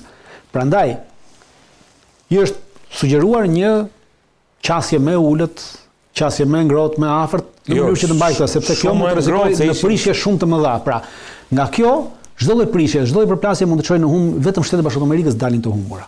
Kinezët nuk dalin të humbur në këtë aspekt. Prandaj, unë besoj që i kanë sugjeruar në mënyrë të mençur, ashtu siç duhet të thënë, presidenti i Amerikës që të marrë një qasje tjetër ndaj asaj dhe besoj që nuk ka nga të dyja palët një deklaratë zyrtare që po palët kanë pranuar takohen, por ama të dyja palët kanë thënë që po do të marrin pjesë në këtë takim. Pra nuk e kanë refuzuar pjesëmarrjen në këtë takim, do të marrin pjesë në nivel të lartë, pra të dyja palët me nivel president do të marrin pjesë, dhe unë besoj që mund të ketë një takim, nuk besoj që do të ketë një takim të gjatë, mund të jetë një takim sa për sy e faqe, pra për të shtrënguar dorën, një takim 5 minutësh, por qësërisht do të thyente ato akujt dhe këto akullnajet e mëdha që po ndërtohet dhe që po mundohet perëndimit i frymë të madhe këtyre akullnajeve për arsye se perëndimit, kryesisht Bashkimi Evropian i intereson çdo lloj prishje e fuqisë dhe gjeostrategjisë amerikane në Azi, në mënyrë që ata pastaj të kontrollojnë Azinë, sepse për tashmë perëndimi evropian ka dalë jashtë lojë totalisht. Dhe vetmja mënyrë cilën ta mund mbesin në lojë është nëpërmjet Azisë, me cilën këta vazhdojnë të kenë aleancë me Kinën. Jo, nuk ka aleancë, marrëdhënie tregtare ekonomike të tilla. Imagjinoni çdo lloj, pra, në rast se Amerika prish marrëdhënie tregtare ekonomike me Azinë, që cilat i ka tepër të nevojshme, sepse duhet marri lëndën e parë që e ka tepër të nevojshme. Evropa nuk ka pranuar me kërkesën e Amerikës të prishë këto marrëdhënie tregtare. Pra do t'i mbajë këto marrëdhënie tregtare, nuk është çështje aleancës, është çështje marrëdhëniesh. Dhe këto nevoja që ka Amerika nesër, do t'i marrë nëpërmjet Evropës. Pra, Evropa i merr bazën në parë, lëndën e parë nga Azia, nga Kina, dhe ja jep Shtetet Bashkuara të Amerikës, dhe në këtë mënyrë që jep Shtetet Bashkuara të Amerikës, pra Shtetet Bashkuara të Amerikës i jep nesër armatimin, por kundrejt kësaj, pra, i bie shumë më lirë Evropës, pra edhe Evropa e mban varur Amerikën, por edhe Amerika e mban varur Evropën. Në momentin që doli ideja që juve thatë para një emisioni e bërjes së një tuneli në ngushtisën e Beringut, evropianët ishin të parët ata që e kundërshtuan këtë, sepse kjo do thotë që Evropa të mbesë jashtë loje totalisht. Zelenski në fakt, kur po pikërisht sepse mbet jashtë loje totalisht, Ukraina, Evropa, çdo gjë, pra në rast se bëhet një lidhje tillë rrugore me tren ose me diçka tjetër nëpërmjet Amerikës dhe Rusisë, Azia, pra çdo lloj malli kinez, gjë nëpërmjet Rusisë, do të shkojë drejtë në Amerikë dhe Evropa humbet fuqinë e saj politike dhe gjeostrategjike. Pra këtu bëhet luftë, pra është luftë për ekzistencën në këtë rast. Dritan, ndërkohë Kina vazhdon ta çuditësë botën me zhvillime interesante për sa i përket le të themi edhe armëve ushtarake. Ka folur për një stealth bomber, një dron, domethënë një padukshëm. Nuk e di regjia, duhet ta kem aty pamjen. Jo, këto janë radarët, është tjetër ajo video, po gjithsesi mund ta fillojmë dhe ja, për këtë Dritan e kam fjalën. Ja ku e kemi pas nesh. Çka është parë kështu si sfidë drejt për drejt e bomberave B2 të Shteteve të Bashkuara të Amerikës? Kina ka zhvilluar një industri të madhe ushtarake dhe ka pasur një rritje të madhe në aspektin ushtarak.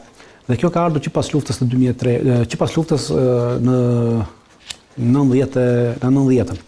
Në 1991-shin, Shtetet Bashkuara të Amerikës sulmuan Irakun. Po. Dhe në atë kohë, Iraku kishte të njëjtën armatim dhe municion në mbrojtje kundërore që kishte Kina. Të njëjtën gjë.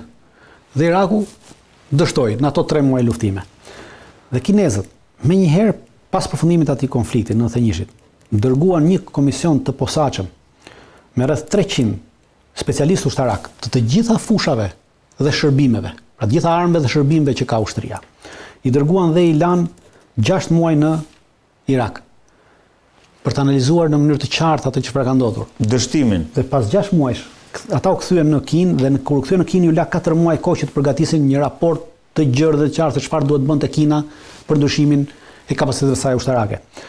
Dhe ata paraqitën një raport të detajuar për të gjitha fushat ushtarake dhe ekonomike që lidhen me to, për ndryshime rrënjësore në kapacitetet ushtarake, pra në avancimin në mënyrë që këto kapacitete ushtarake kineze të tejkalojnë çdo lloj kapaciteti ushtarak dhe teknologjik amerikan në një përplasje të mundshme nesër Kinë-Amerikë.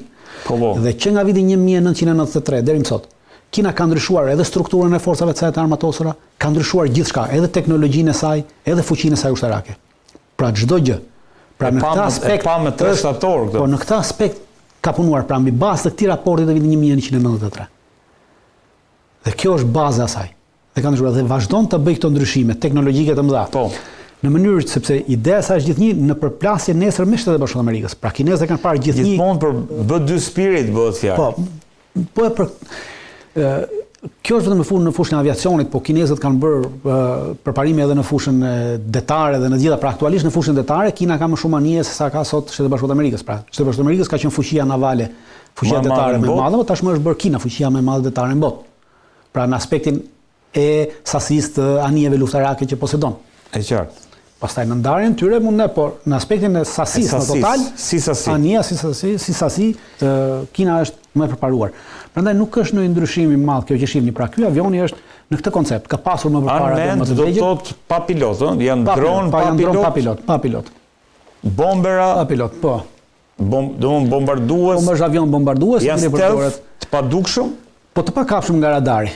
Teknologjia stealth e kamshme për radari është bërë pothuajse normale, një pjesë e mirë avionëve dhe do dronëve bëhen në këto kapacitete, pavarësisht se kjo çon edhe në ndryshimin e radarëve. Pra, kemi ardhur një kohë ku në rast se ti e përdor këtë stealthin, pra, të pakapshëm nga radari me sasi të mëdha, atëherë do të dyrosh edhe pjesën edhe tjetrën që të prodhoj radar për të kapur për këtë. Për të kapur këtë. Pra, sepse teknologjia është gjithnjë në evolim dhe ndryshim. Vetë ka prodhuar një radar në fakt dritan, quantum radar kuantik, po them unë se nuk e di se si mund. Po është një radar kuantum i cili funksionon me fotone dhe i cili kap në 100 kilometra, distancën e kanë 100 kilometra, kap avionët e padukshëm.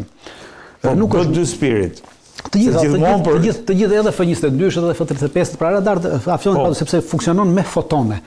Dhe nuk është era e parë që ky radar është prodhuar, pra rusët e kanë prodhuar një radar të tillë në vitin 2013, e quajnë radiofonik. Është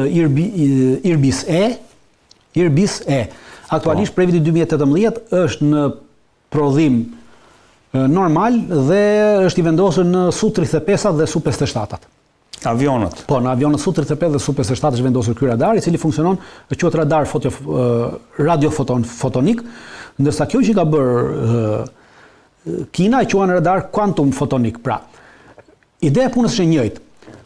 Rusët e kanë quajtur mbi atë baziken, për arsye se fotonet, pra fotoni është një element i energjisë elektromagnetike, i cili udhton është pa peshë, por është dritë, pra radar, ajo është drita, udhton me shpejtësinë e dritës. Fotoni është drita, pra, dhe udhton me shpejtësinë e dritës. Dhe ky foton udhton dhe në momentin që ky foton bie në kontakt me trupin, ndryshon formën dhe lëshon një valë radioteknike, pra valë radio. Që e ka radari. Po, sepse nuk ka peshë, po ka valë, se nga që është pjesë elektromagnetikës, pra energjisë elektromagnetike.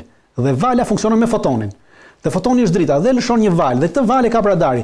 Dhe këta e kanë quajtur quantum, për arsye se quantum është masa më e vogël, njësia më e vogël matëse në energjinë elektromagnetike. Dhe prandaj quhet quantum, për arsye se duke qenë se fotoni është element elektromagnetik pa peshë, pra kjo është njësia më e vogël që ti mund ta matësh të. Ndërsa rusët e kanë quajtur radiofonik, për arsye se lëshon valë radio. Dhe në moment që ky lëshon valë radio quhet radiofotonik. Pra radar radiofotonik, kurse këta quajnë quantum radar.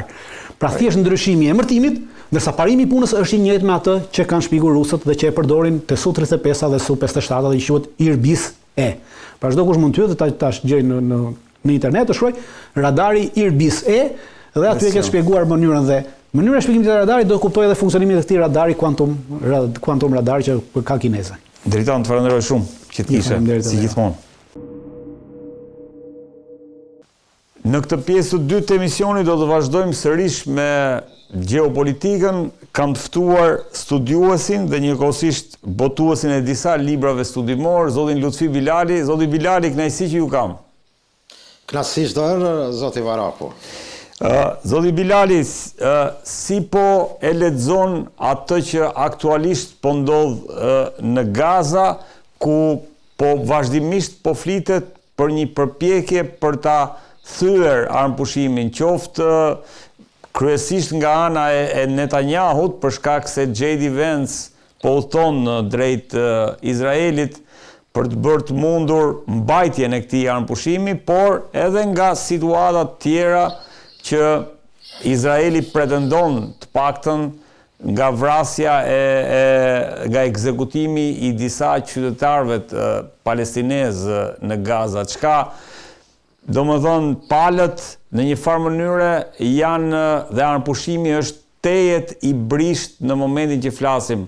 Ndërkohë Trump është seriozisht i angazhuar që ky armëpushim të zgjas dhe të mbajë sa më shumë. Si e lexon këtë situatë? Do kisha filluar me një citat të presidentit turk Recep Tayyip Erdogan, i cili për një agjenci të lajmeve amerikane shprehet decidivisht kur pyetet për armëpushimin në Gaza dhe ka një përgjigje shumë interesante. E thot decidivisht Trumpi ka deklaruar disa herë që do t'i dha fund luftës Rusi-Ukrainë, por ja ku jemi. Pyetja ka qenë a do të ketë armëpushim për Gazën dhe bën një analogji dhe krahasim me atë që në 10 muaj të mandatit Trump ai ka pas deklaruar për 48 orë që do të ndajë luftën në Ukrainë. Dhe përgjegjja është tregon atë pyetjen e juaj për brishtësinë që do ketë armëpushimin në Gaza, apo edhe komplet plani i paraqitur 20 pikësh nga Trumpi.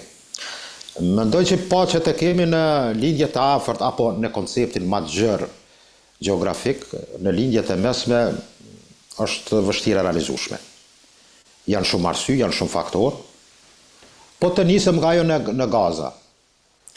Mendoj që Izraeli ka punuar me grupe të shumta, të cilat i ka furnizuar, siç është grupa dhe klanet brenda edhe fisnore në Gaza, siç është Abu Shabab, forca popullore quajtur, me 250-300 pjesëtar, të cilët kryesisht në Khan Younis dhe në pjesën e Rafas është një pikë atje ku operojnë kjo forcë, sepse qëllimi i Izraelit është fraksionet përbrenda, sidomos kanë punuar edhe më herët me Fatahun dhe Hamasin, kuptohet dy kundërshtar politik përbrenda, ose Organizata për Shtarimin e Palestinës, krahun politik Fatahun, që udhëheq në Ramallah, ka mund të them, ka pasur ndikim që Izraeli të arrijë, diku ka 4 grupe të tilla, të cilat mund të them në disa raste janë minore, por mendimin e IDF-it Izraelit dhe të financuar nga Izraeli kanë arritur që situatën në Gaza ta bëjnë, mund të them, përbrenda edhe më të rëndë.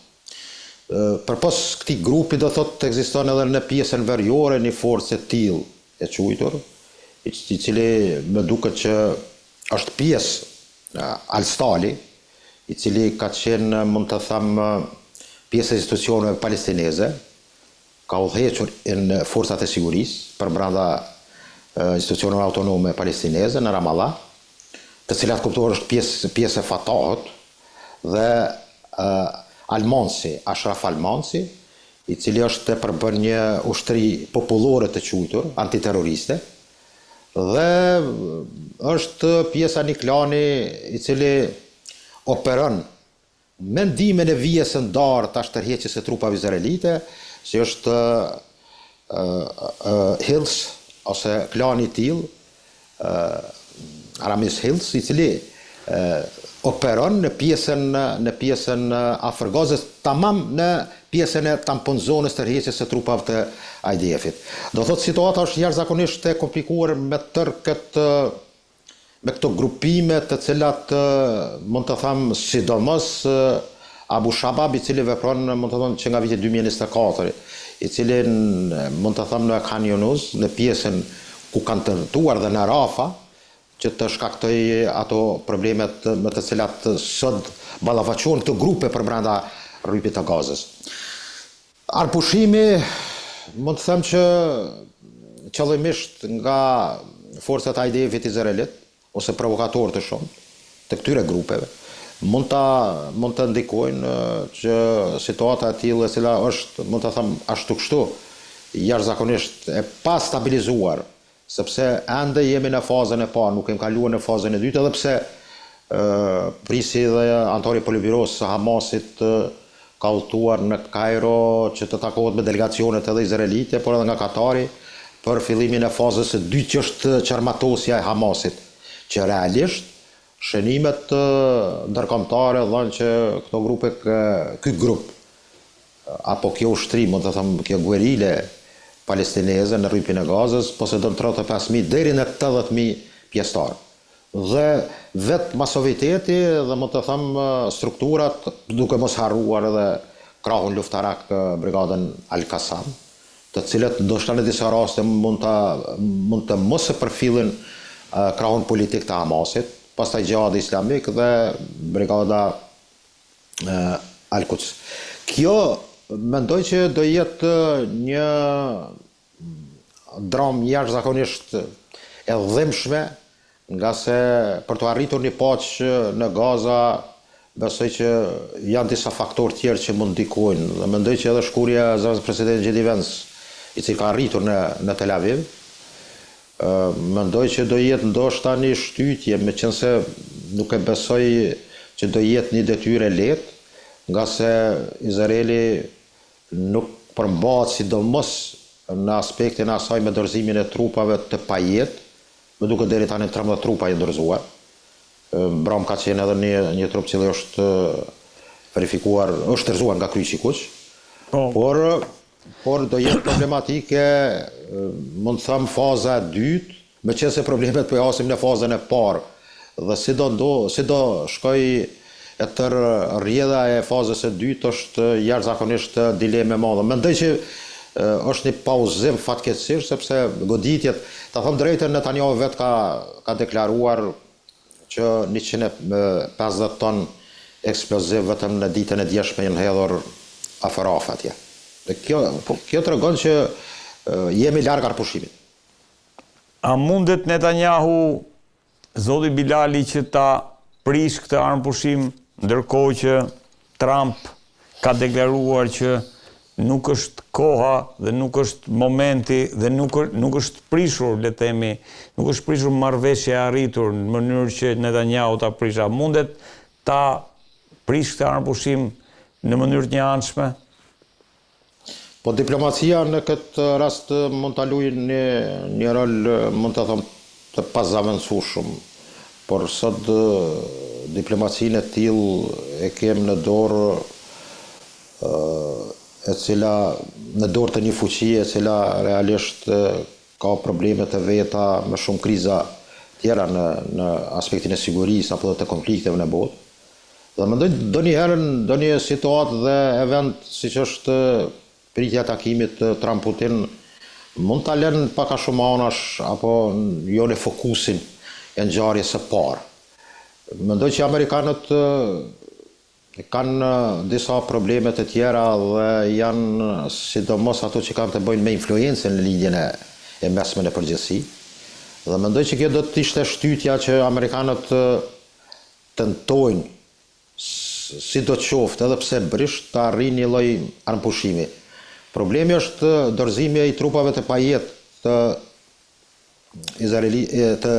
Izraelit mund të jetë ndoshta një fazë e re që Netanyahu mund të godasë edhe më ashpër, sepse dihet rregullat, rezolutat, mund të them të gjitha këshillat që vijnë nga jashtë te qeveria izraelite nuk mirën parasysh dhe nuk respektohen. Dhe kjo është ai problemi që amerikanët tentojnë që plani i tillë i Trumpit të jetë i zbatueshëm, por në praktikë është jashtëzakonisht problematike, sepse kemi një situatë kur trupat paçruese që do hyjnë t'i quaj kështu, apo ato që do ta kontrollojnë, administrojnë në aspektin e sigurisë rripin e gazës, pastaj kemi tërheqjen edhe asaj paraleles që ka bë, se dikun afër gjysmën e gazës e ka në kontroll sot forcat izraelite, IDF-it izraelit.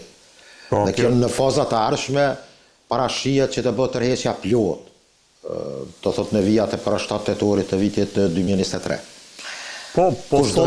Kush do jenë këto forca është pak a shumë mendoj që turqët besoj do jenë të involvuar, me qenë se nuk kemi ende të qartë pjesëmarrjen e trupave turke. Egjipti dhe Jordania janë të përgatitur dhe duke trajnuar në planin e tyre forcat policore, që do thot përzgjedhja atyre do jetë larg individëve apo regrutëve që janë në Gaza dhe janë antar të Hamasit, dhe kjo do jetë pastaj problematike, do thot brenda në Gazë do kemi një përleshje, një luftë vllavrase. Nuk mund të presim diçka më tepër. Sepse po që se kemi regrutim të forcave të Hamasit, ndërkthim në forca policore, atëherë situata ndoshta mund të kontrollohej. Mirë po ndërkombëtarët nuk besojnë Hamasit dhe dëshirojnë të krijojnë forca të atilla të cilat mendojnë që nuk janë edhe ideologjikisht, por edhe politikisht afër Hamasit. Po kjo ideja, zoti Bilali, e 4.000 trupave nga vendet muslimane, nga Egjipti, Azerbajxhani, Turqia, Indonezia, po bëhen gati të udhëhequra nga Egjipti për të krijuar një forcë multinacionale që të themi që të patrullojë dhe të garantojë sigurinë në Gaza. Si e vlerëson këtë? Po, problemi është me duket nga ana e Izraelit për trupat turke. Nga se me Egjiptin, pastaj me Azerbajxhanin kuptohet që ka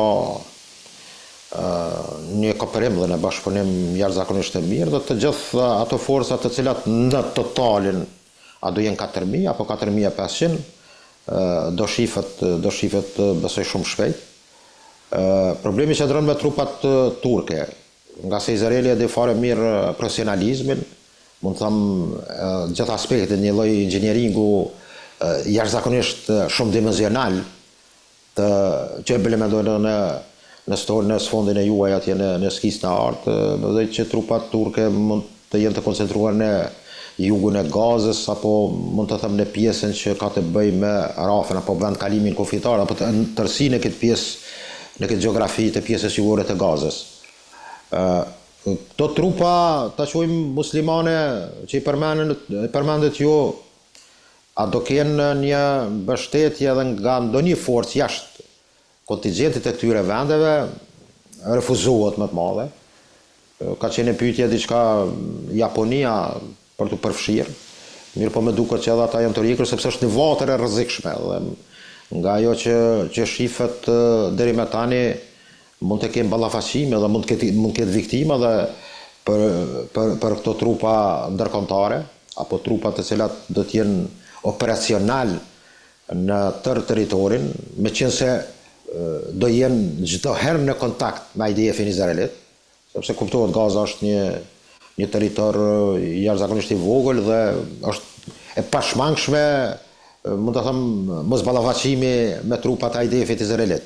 Dhe në të gjitha këto mendoj që ndërkombëtarët apo vetë amerikanët, sepse dihet Sven Witkoff dhe Kushner janë prezent në Izrael, në Tel Aviv, për të koordinuar së pari prishjen e pushimit dhe apo të hyn prap, mund të them, sepse u prish pushimi, izraelitët kanë goditur jashtëzakonisht dhe ka viktima të mëdha në radhët e gazianëve, dhe tentohet që të rikthehet ajo për çka janë marrë vesh, por mendoj që Izraeli problemin e shef për gjithë këtij kontingjentit të trupave që mund të jenë do një vendi Katarit, Jordania, Egjipti, ju përmendet edhe Azerbajxhanin, me turqë ka një mosbesim, sepse mendoj që inteligjenca atyre dhe aspekti, se ato nuk hihet me avion luftarak apo me raketat Tajfun turk, por hyjet kuptohet me anë të motorizuara të lehta, të cilat mund të sfidohen qoftë nga grupet e brendshme, siç thash ato 4 grupe të cilat janë në ndikimin e Izraelit apo ndoshta edhe vetë me trupat izraelite. Kjo mund të jetë sfida që do ta kenë këto trupa ndërkombëtare për realizimin e paqes apo mirëmbajtjen e paqes në Gaza. Ndërkohë, zoti Bilali, si e shikon këtë, le të themi, vizitën e fundit të Zelenskit në Shtetet e Bashkuara të Amerikës, ku në vend Tomahawkëve mori, le të themi, një përgjigje të Trump, një përgjigje të ashpër të Donald Trump, ku pak a shumë, domethënë, të paktën kështu raportojnë mediat, ai i ka kërkuar Zelenskit të pranoj termat e Putinit për të mbaruar luftën. Termat e Rusisë, që t'jem korrekt, paktën sipas mediave ndërkombëtare.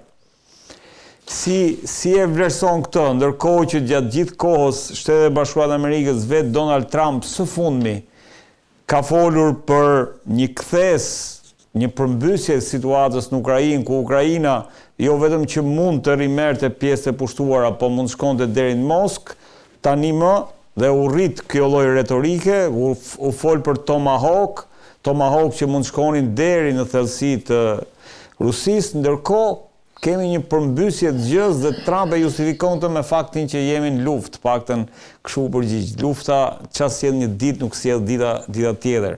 Në këto terma ishte Trump kur u përgjigj.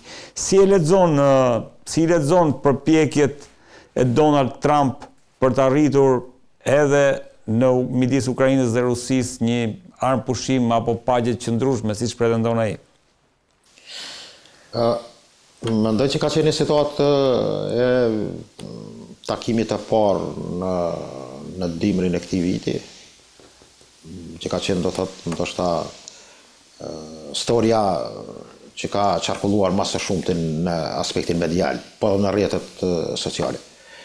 Mendoj parafërsisht ka qenë edhe ky takim i fundit, edhe pse nuk i ndajnë serte, shumë agjenci ndërkombëtare tregojnë që ka pas mos pajtime të mëdha, nga se Trump i ka qenë, mund të them, ata që ka qenë decisiv në atë që ju luftën mund ta humbni, jo ta fitoni, dhe nuk mund të përballni me Rusinë. Mendoj që në fillim ka qenë taktizim i Trumpit, çështja me Tomahawk, nga se Tomahawkët nuk do arrinin asnjëherë në Ukrainë. Tomahawkët kanë arritur ta sjellin Rusinë në tavolinë. Dhe kjo mendoj që është ai gabimi që është pritur nga shumë kush, që Tomahawkët do godasin 2500 km, do thotë rrezja veprimit të tyre brenda territorit të Federatës Ruse. Dhe kjo mund të shkaktonte me automatizëm kundërpërgjigjen e nivelit të njëjtë të arsenalit rus. Dhe kjo do të implikonte drejt për drejt konfliktin me armët që ka ardhur nga vendi i dërguar. Dhe do kishim një situatë me të cilën do kanoset siguria përgjithshme globale. Më duket në këndvështrimin tim që në fillim ka qenë një, mund të them kështu, surverim për të ardhur në këtë pozicion për paralajmërimin e takimit që do ndodh në Budapesht. Dhe kjo mendoj që tregon që takimi ka qenë jo në atë aspektin, mund të them, që përngjan me takimin e parë që ka qenë, do thotë, një historie e qortimeve të presidentit Trump në drejtim të mos them kërcënimeve të Zelenskit, i cili ka shprehur, mund të them drejtën, edhe kundërshtim me vend takimin me Hungarinë. Me Budapestin. Po, ka shprehur publikisht, duke të ka edhe në platformën e tij në rrjetin social, ka dërguar edhe sot, poshtë më herët, që kundërshton që Hungaria të jetë vendi mikpres, ose Budapeshti, në këtë rast qyteti hungarez.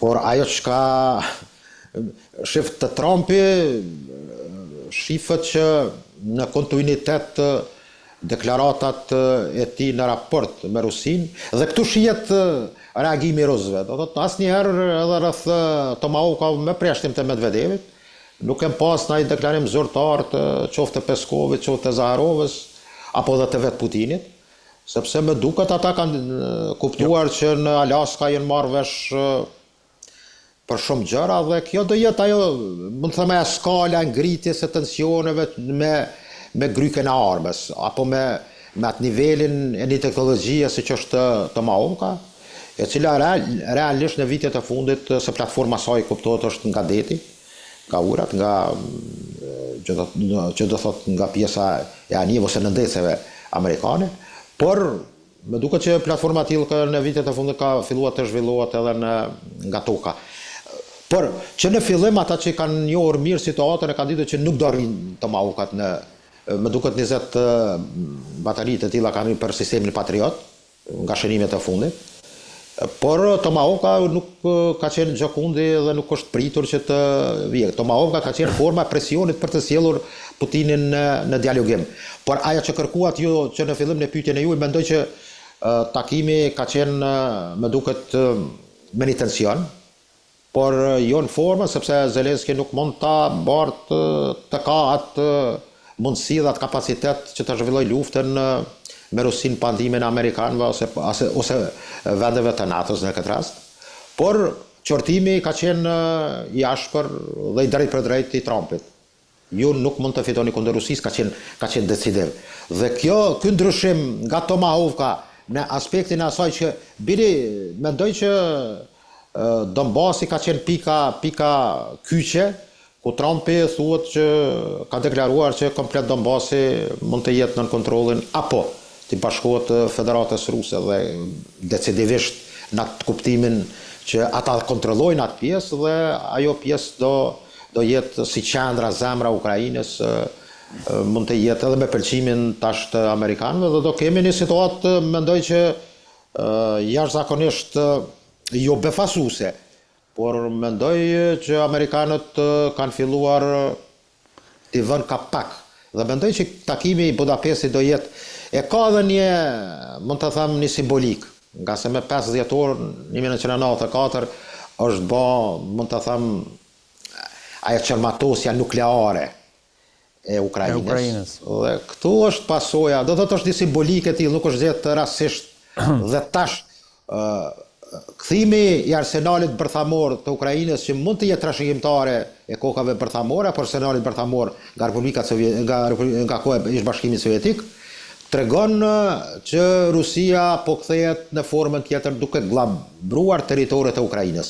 Dhe mendoj që nuk është asgjë rastishme edhe pozicionimi apo vendi, sepse ndoshta turqit ka mund të jenë pak të prekur apo hatërmbetës se kanë pritur që të jetë Stambolli vend takimi i dytë. Por kështu e ka ndonjëherë loja diplomacisë. Është fort edhe për Dubai së fundit, paktën nga një ish agent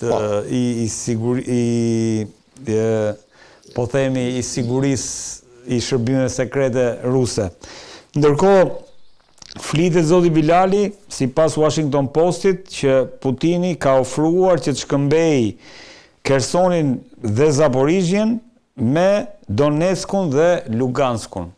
Pra paga shumë, ky është sipas Washington Postit, ky është një skenar i mundshëm që mund të ndodhë në Budapest, dhe më pas të kemi edhe, le të themi, një armpushim të cilin sot e kanë kërkuar dhe koalicioni i vullnetit të të mirëve, ku kanë ftuar edhe Zelenskin që të jetë pjesë një takim të ri. Pra kemi pik për pik një ripërsëritje të para skenave të asaj që ndodhi në Alask, po ndodhet tani. Pra kemi Bashkimin Evropian i cili vazhdon, domethënë, dhe kërkon që të jetë pjesë e zgjidhjes së këtij konflikti, qoftë Ukraina nëse bëhet fjalë për Ukrainën, qoftë Europa nëse bëhet fjalë për Europën.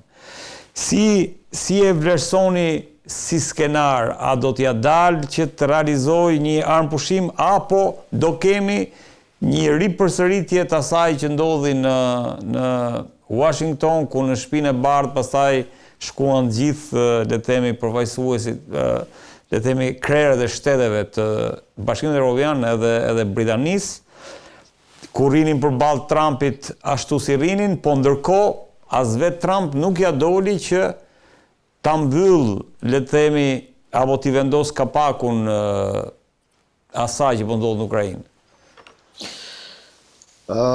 Mendoj, së pari, me lejo të them konceptin Donbas. Donbasi përbëhet, kuptohet në Luhansku dhe Donetsku. Dhe si region, si pjesë, ose mund të them në aspektin më të gjerë, në kupton këto dy regione, nga 24 sa i ka Ukraina. Kuptohet edhe 3 statuse të veçanta. Do thot Donbasi mund të shkoj në total, në përgjithësi, që dikon hyn 27.000 km2 së bashku me Luhanskin. Me Prishtinë Krimea dhe me duket Hersoni kanë 28.000 km2, parafërsisht Zaporozhja. Por gjendja faktike në Zaporozhje, sidomos me centralin Bertamor, mendoj që mund të bëhet këtu një del. Dhe pjesa ku kanë depërtu trupat ruse atje të Sumi, pastaj të Harkivi, do jenë pjesë që disa gjepa mund të bëhet mund të them ai shkëmbimi kështu, apo mund të them një lloj dili për tërheqje të trupave ruse, dhe Hersoni që do thot maton numit Dnepër është në kontrollin e forcave ukrainase. Gjendja faktike besoj me Hersonin rrezikohet Krimea. Dhe nëse ky region komplet bëhet tërheqja trupave ruse në këtë rast, atëherë rrezikohet Krimea, sepse afrohet është do thot pikë administrative kufitare ta çuj kështu, që do lidhet pastaj me Krimen. Dhe në këtë drejtim mendoj që rusët është vështirë të lëshojnë pa komplet në këto dy regione, po modeli do të jetë gjendja faktike. Zakonisht luftat kur përfundojnë shumë merret parasysh me përjashtim të ndonjë mund të them aspekti që mund të ketë ndonjë ndikim apo llogari për interesa më të gjëra të asaj force që ka pushtuar. Por mendoj të Hersoni nuk do ketë koketim që të lëshohet në këton Dneprit, rusët pjesën, meqense dikon 70% e Hersonit është në kontrollin e trupave ruse, po ashtu edhe të Zaporozhjes. Kjo është, meqense në Zaporozhje, them drejtën, kemi pas dhe ka bërë defilim atje në kohën e para luftës, edhe një defilim i një grupi të neve shqiptarëve në pjesë e aspektit kulturor, po them një manifestimi kulturor. Më duket që nga 5.000 shqiptarë në Ukrainë kemi pas në hisën e Zaporozhje diçka tu shqiptarë të cilët shumë shpesh edhe kanë qenë banor rezident, por me mëra kështu ndërmen nga punimi i librit që do thotë dikon ato është numri i shqiptarëve, por te pjesa e detit të zi atje pjesë ja 3-4 fshatra shqiptare dhe Odesa. Kjo është ai kompleti, mund të them ajo gjeografia dhe shtrirja e pjesës e etnikumit ose të shqiptarëve tonë. Por tema te pyetja juaj mendoj që do jetë problematike dorëzimi i Hersonit në këtë rast, kish me qenë fati mirë për Ukrainën kjo, por edhe për sigurinë mund të them edhe më të gjerë.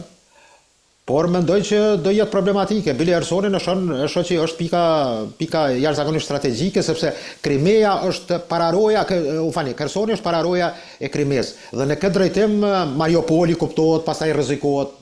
Do thotë në fushë gjerë, meqense me sa di Mariupoli do mund të përfshihet në pjesën e Donbasit, të Donetskut, por pozicionet dhe pikat me të cilat do të bëhet ai demarkimi do jenë jashtëzakonisht të padefinuar. Këtë mund ta dinë momentalisht vetëm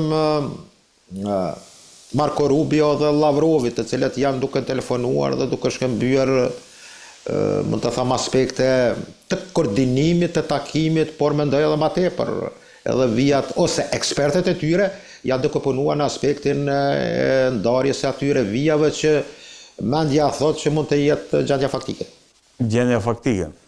Ndërkohë, sa mendon zoti Bilali, kjo është pyetja e fundit, sa mendon që apo si ju duket sa e realizueshme ju duket kërkesa që ka bërë koalicioni i vullnetit të të mirëve pra vendet e Europës dhe Britanisë për sa i përket ngrirjes së, le të themi, Aseta. po, para shumë, domethënë, ngrirjes, jo zgjidhjes, po ngrirjes, të konfliktit në ato zonat ku po përplasen aktualisht. Evropianët kuptohet kanë pas një taktizëm, një lev në duart e tyre, mund ta quaj kështu.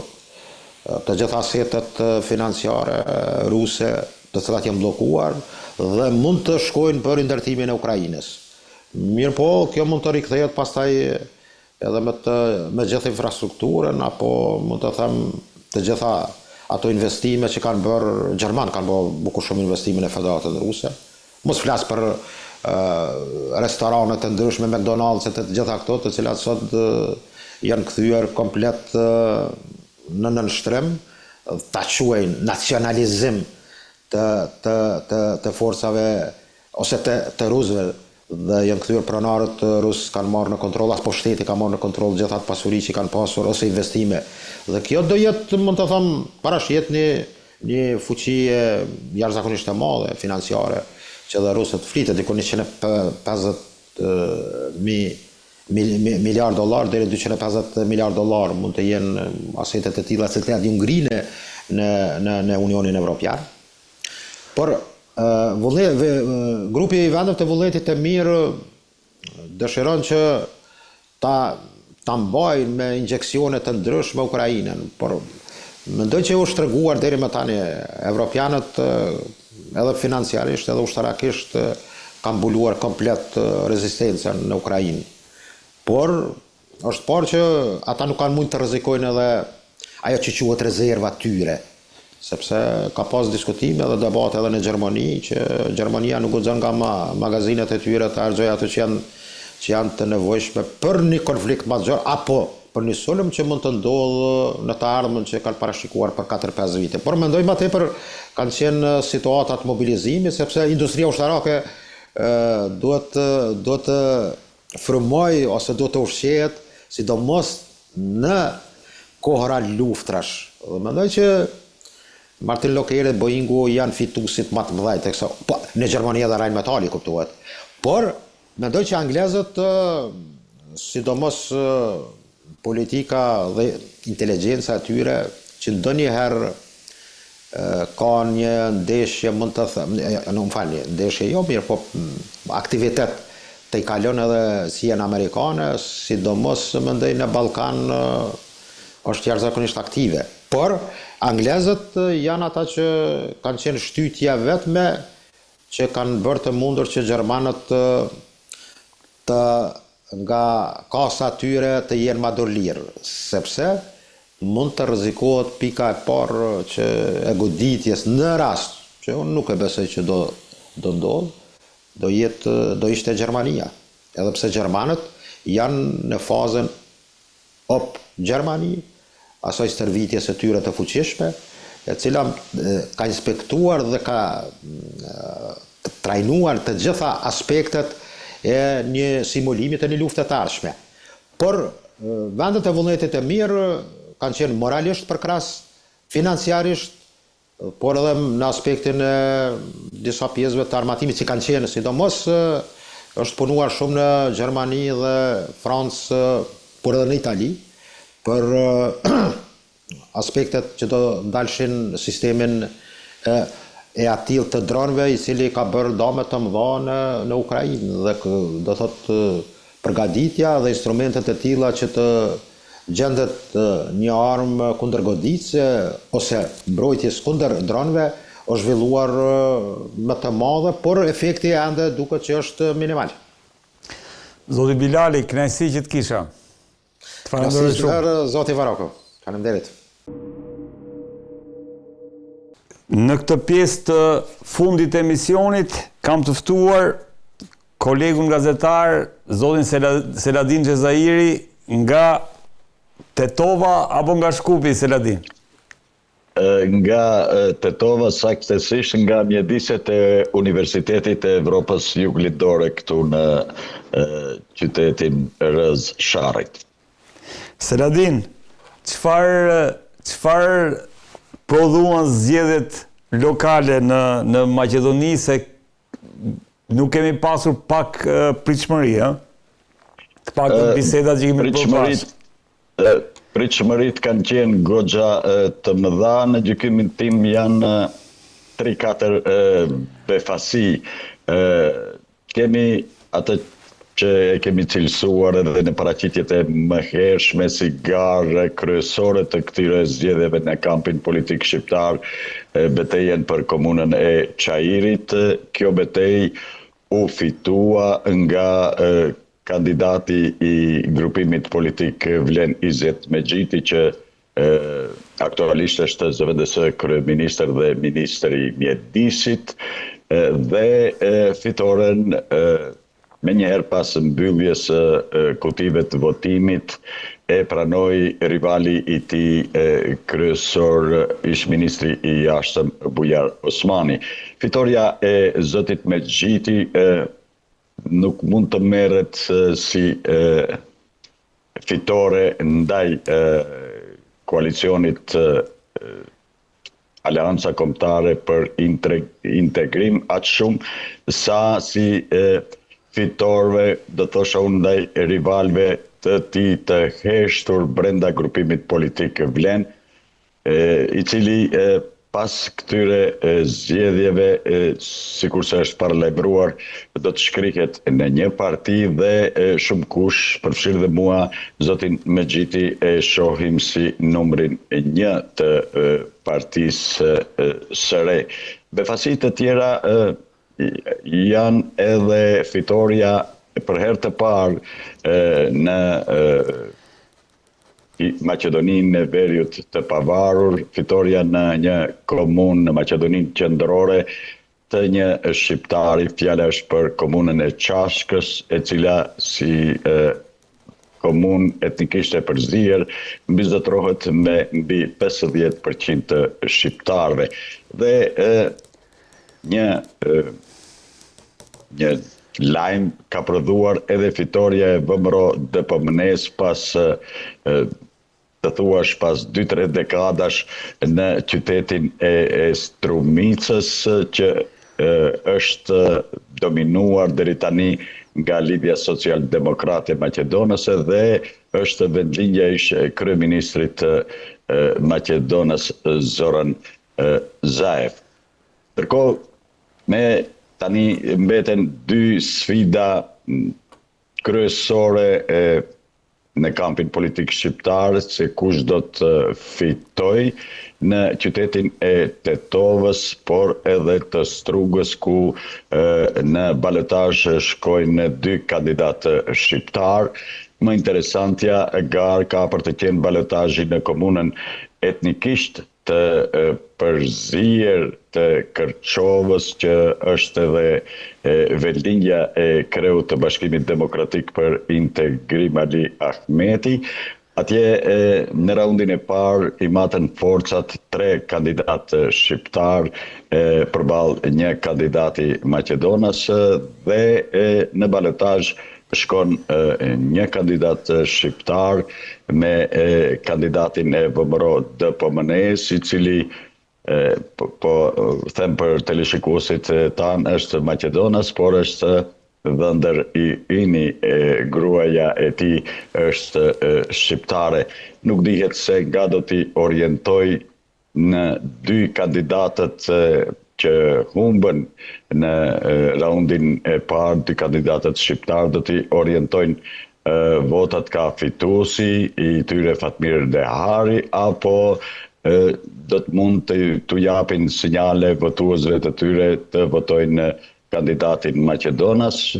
Gjithnjë duke marrë parasysh se në garë për të parin e Kërçovës ishte edhe një antar i qeverisë në Shkup, Fatmir Limani, dhe duke marrë parasysh bashkëpunimin mes grupimit politik Vlen dhe VMRO DPMN-s në disa komuna si në Çajir, ashtu edhe në Tetove, Strugë, edhe një mundësi e këtill nuk përjashtohet që të orientohen votuesit nga kandidati i VMRO DPMN-s.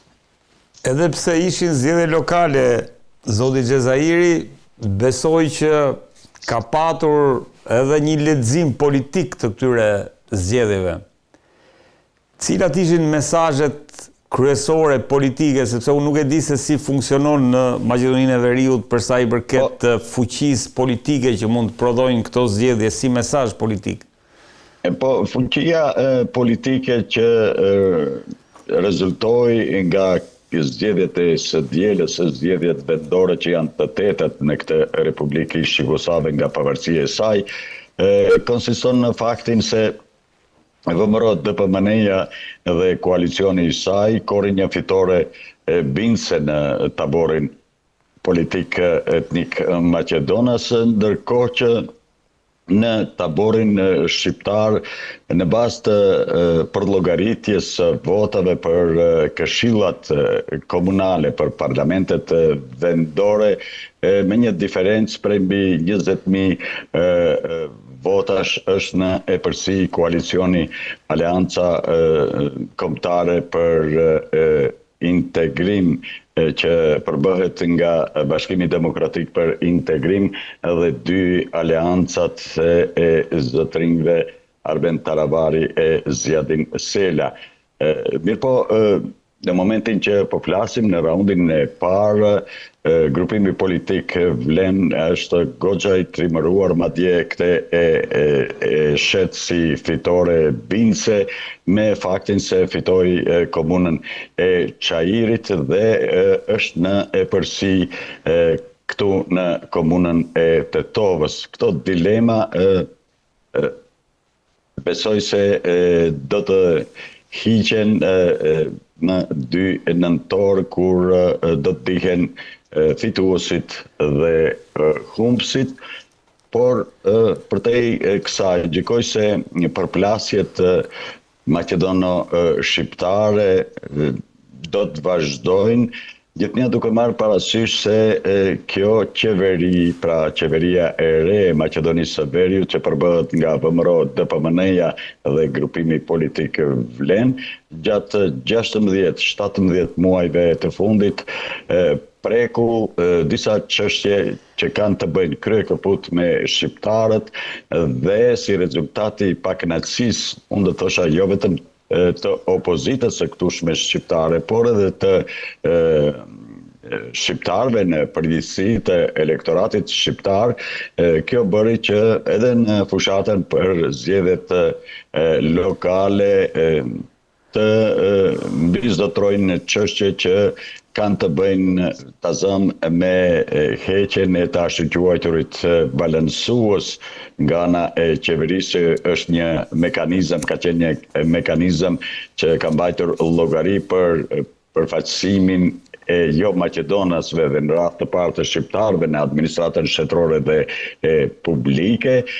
Pastaj është paralajmëruar nga gjykata kushtetuese se do të marrë në shqyrtim edhe ligjin për përdorimin zyrtar edhe të gjuhës shqipe dhe iniciator që kanë kërkuar rishikimin e këtij ligji është edhe partia e zotit Kristian Mickoski, kërkesa për të vënë në lup ligjin për gjuhët është bërë që nga koha kur VMRO DPMN-ja ishte në opozit. Shto kësaj edhe ngecjen në procesin e integrimit euroatlantik, të gjitha këto më japin unë të drejtë të them se këto çështje do të ndezin edhe më tepër situatën politike në këtë vend. A dhan efekt në këto zgjedhje, zoti Xhezairi, pra bllokimi i procesit integrimit, siç ju e thatë, për VMRO DPMN, po ndërkohë ka patur një qëndrim cilin ju e theksuat shumë të ashpër ndaj shqiptarëve, po them unë në përgjithësi nga ana e kësaj qeverie gjatë gjithë kësaj periudhe. Ka patur, le të themi, një çarje të koalicionit Vlen, ku Taravari është shkputur. Sa dhe gjitha këto prezumonin që Vlen të dilte, le të themi, e gjymtuar nga këto zgjedhje. Në rastin konkret, Aja ka dalë t'i rezistoj këtyre goditjeve si koalicion? Vlenja ja doli të rezistoj pikrisht falë mbështetjes partnerit qeveritar VMRO DPMN, sepse edhe në Çajir, edhe e përsia në Tetov, por edhe në qytetin e Strugës, duke marrë parasysh raportin e forcave politike shqiptare, duket se e përsia këtë flasin edhe numrat, votat është siguruar fal votave të Maqedonësve të elektoratit të VMRO-s në mbështetje në rastin konkret të kandidaturave të grupimit politik Vlen, dhe si kundër shpërblim, le themi kështu, kemi edhe votat e Vlenit, antarësisë së Vlenit për, le themi, kandidaturën më të debatueshme se kush do ta marrë, kush do t'i pri komunës së kryeqytetit, bashkisë së Shkupit, e cila është komunë në vete. Kemi gjithsejt në Maqedoninë e Veriut 80 komuna, 80 bashki plus qytetin e Shkupit, dhe këto janë pazare që ma thot mendja kanë ndikuar, shto këtu edhe përsinë e pushtetit, resurset, përdorimin apo edhe shpërdorimin, sidomos në zonat rurale, të thuash brenda edhe ditën e votimit është punuar në asfaltimin e rrugëve, dhe gjithë kjo nuk është bërë ta zëmë gjatë 3 viteve të kaluara, por pushtetarët lokal e kanë ruajtur momentin, javën e fundit, 2 javëshin e fundit, që të punojnë, do të thosha unë, me atë, sipas asaj, në frazës së vjetër, me emulacion për ta bërë komunën të lullzoj pikrisht në Prag apo edhe gjatë zgjedhjeve.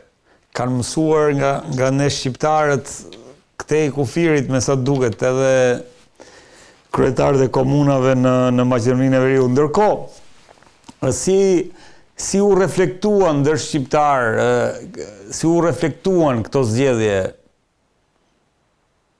Vetëm se e thellojnë atë intolerancën, do thosha, brenda politike shqiptare, për shkak se kemi folur edhe më herët, kemi pasur mbështetjen ashqeqare, do thosha, të qeverisë Kosovës pro grupimit politik Vlen, e kemi pasur edhe një mbështetje që është e vërteta paksa më të sofistikuar të Tiranës zyrtare për koalicionin e Aleancës Kombëtare për Integrim, koalicionin opozitar, por gjithë kjo nuk e ka thelluar atë intolerancën brenda shqiptare, pikrisht për shkak të ndasive, për të mos thënë përçarjeve, që në kohët e fundit po bëhen gjithnjë më të intensifikuara, dhe gjithë kjo falë mbështetjes, për të mos thënë ndërhyrjes nga jashtë, dhe kur them këtë ndërhyrje kam parasysh para së gjithash ndërhyrjen e Prishtinës zyrtare. Ndërkohë, çfarë do të prodhoj politikisht ky rezultat, në kuptimin e zgjedhjeve të jashtëzakonshme për cilën folëm bashkë dhe herën e fundit? Po, varet se çfarë do të prodhoj raundi i dytë i zgjedhjeve lokale, pra balotazhi, por përtej kësaj gjithnjë duke marrë parasysh e përsin prej 20.000 votash të opozitës së këtushme në raport me grupimin politik Vlen që është në qeveri, dhe duke marrë parasysh se me gjithë fitoren e thellë të VMRO DPMN-s në mbi 53 komuna, në mos gabohem, kjo do t'jetë si një këmbën alarmi si për palën shqiptare, pa marrë parasysh është në pozit apo opozit, ashtu edhe për VMRO DPMN-in, në mënyrë që të mundohet ta rikthej besimin e qytetarëve, sepse në zgjedhjet e së dielës matjet tregojnë se vota e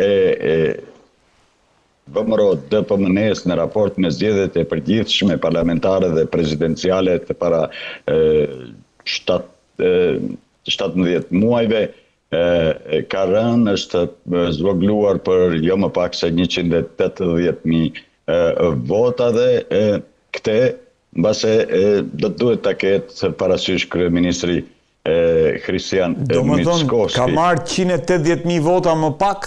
Më pak se në zgjedhjet parlamentare dhe prezidenciale. Po përsa i përket komunave, zoti Xhezairi, 53 komuna ka marrë VMRO-ja. Kjo është hera e parë që 32 komuna i ka marrë në raundin e parë, ndërsa në të tjerat është në balotazh. E qartë, është një rezultat, domethënë, flas historikisht, është rritje e numrit komunave që ka marrë kjo si parti? Është rritje e numrit të komunave, është rënje e votuesve dhe ka qenë traditën e kësaj partije VMRO DPMN-s që nga koha ish kryeministrit Nikola Gruevski, i cili ka qenë goxha për më se një dekadë në balë të qeverisë maqedonase, që të thuash asnjë mandat të mos ta çoj deri në fund, duke e çuar vendin në zgjedhje të parakohshme. Dhe gjykoj se edhe zoti Mickoski ka për të ndjekur shembullin e tij, natyrisht i shtyr edhe nga presioni, do të thosha, që ka për të rritur nga pala shqiptare, nga opozita e tanishme. Ndërkohë, zoti Xhezairi, herën e fundit folën bashkë për komunën për Çajirin, ku ka fituar, le të themi, një përfaqësues i vlen, zoti Mexhidi, cilin ju e përmendët, dhe ndaj cilit pak a shumë edhe ju thatë që meriton që të udhëheq nesër një parti ku do të shkrihet i gjithë ky koalicion. Si do ta ndryshonte, le të themi, atë konfiguracionin politik, një ndryshim i tillë në udhëheqësinë e kësaj partie në rastin konkret, nëse bëhet e tillë? Unë besoj se kjo do të stabilizonte në radhë të parë vetë grupimin politik vlen, dhe nëse ndodh kjo, atëherë koalicioni që përbëhet nga partia e zotit Ahmeti do të mund të ketë të lashet e veta, për shkak se brenda koalicionit i kemi dy aleancat shqiptare, të Zjadin Selës dhe të Arben Taravarit, i cili, siç e the më herët, e braktisi qeverinë dhe ju bashkua koalicionit të prirë nga BDI-ja. Kjo është parë edhe gjatë pjesëmarrjes në fushat zotrinjve Taravari e Sela, se nuk ka ndonjë komunikim mes tyre nga distanca, nga foltorja e 10 metra më larg, nuk është se nuk janë dërguar mesazhe në adresë të njëri tjetrit, dhe kjo ka për të qenë një sfidë serioze për koalicionin aktual, Alianca Kombëtare për Integrim, që siç e thash drejtohet nga Bashkimi Demokratik i Ali Ahmetit. Edhe tek grupimi politik vlen, tani zhvillimet janë më të qarta, e kemi një fitore të zotit Mexhidi atje, që në raport me rivalet e patheksuar, të them, nga kampi i tij, është një epërsi që të presim e të shohim se si do të gëlltitet nga bashkë mendimtarët e tij që janë me grupimet e veta, me partitë e veta të përfaqësuara në ekzekutivin e kësaj republike. Ndërkohë, pyetja e fundit, zoti Xhezairi, a fituan apo humbën shqiptarët në këto zgjedhje?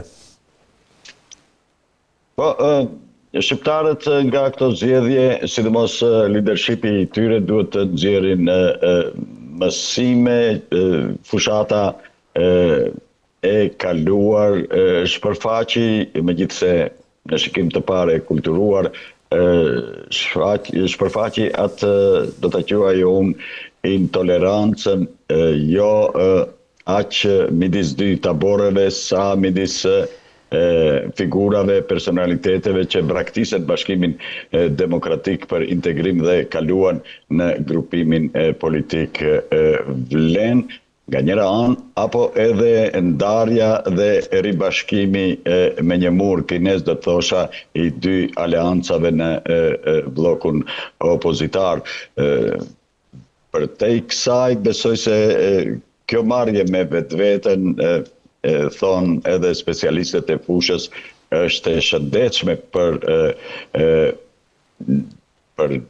një farë momenti, por përderisa nuk e mbush kupën e zemratës ndërsjell.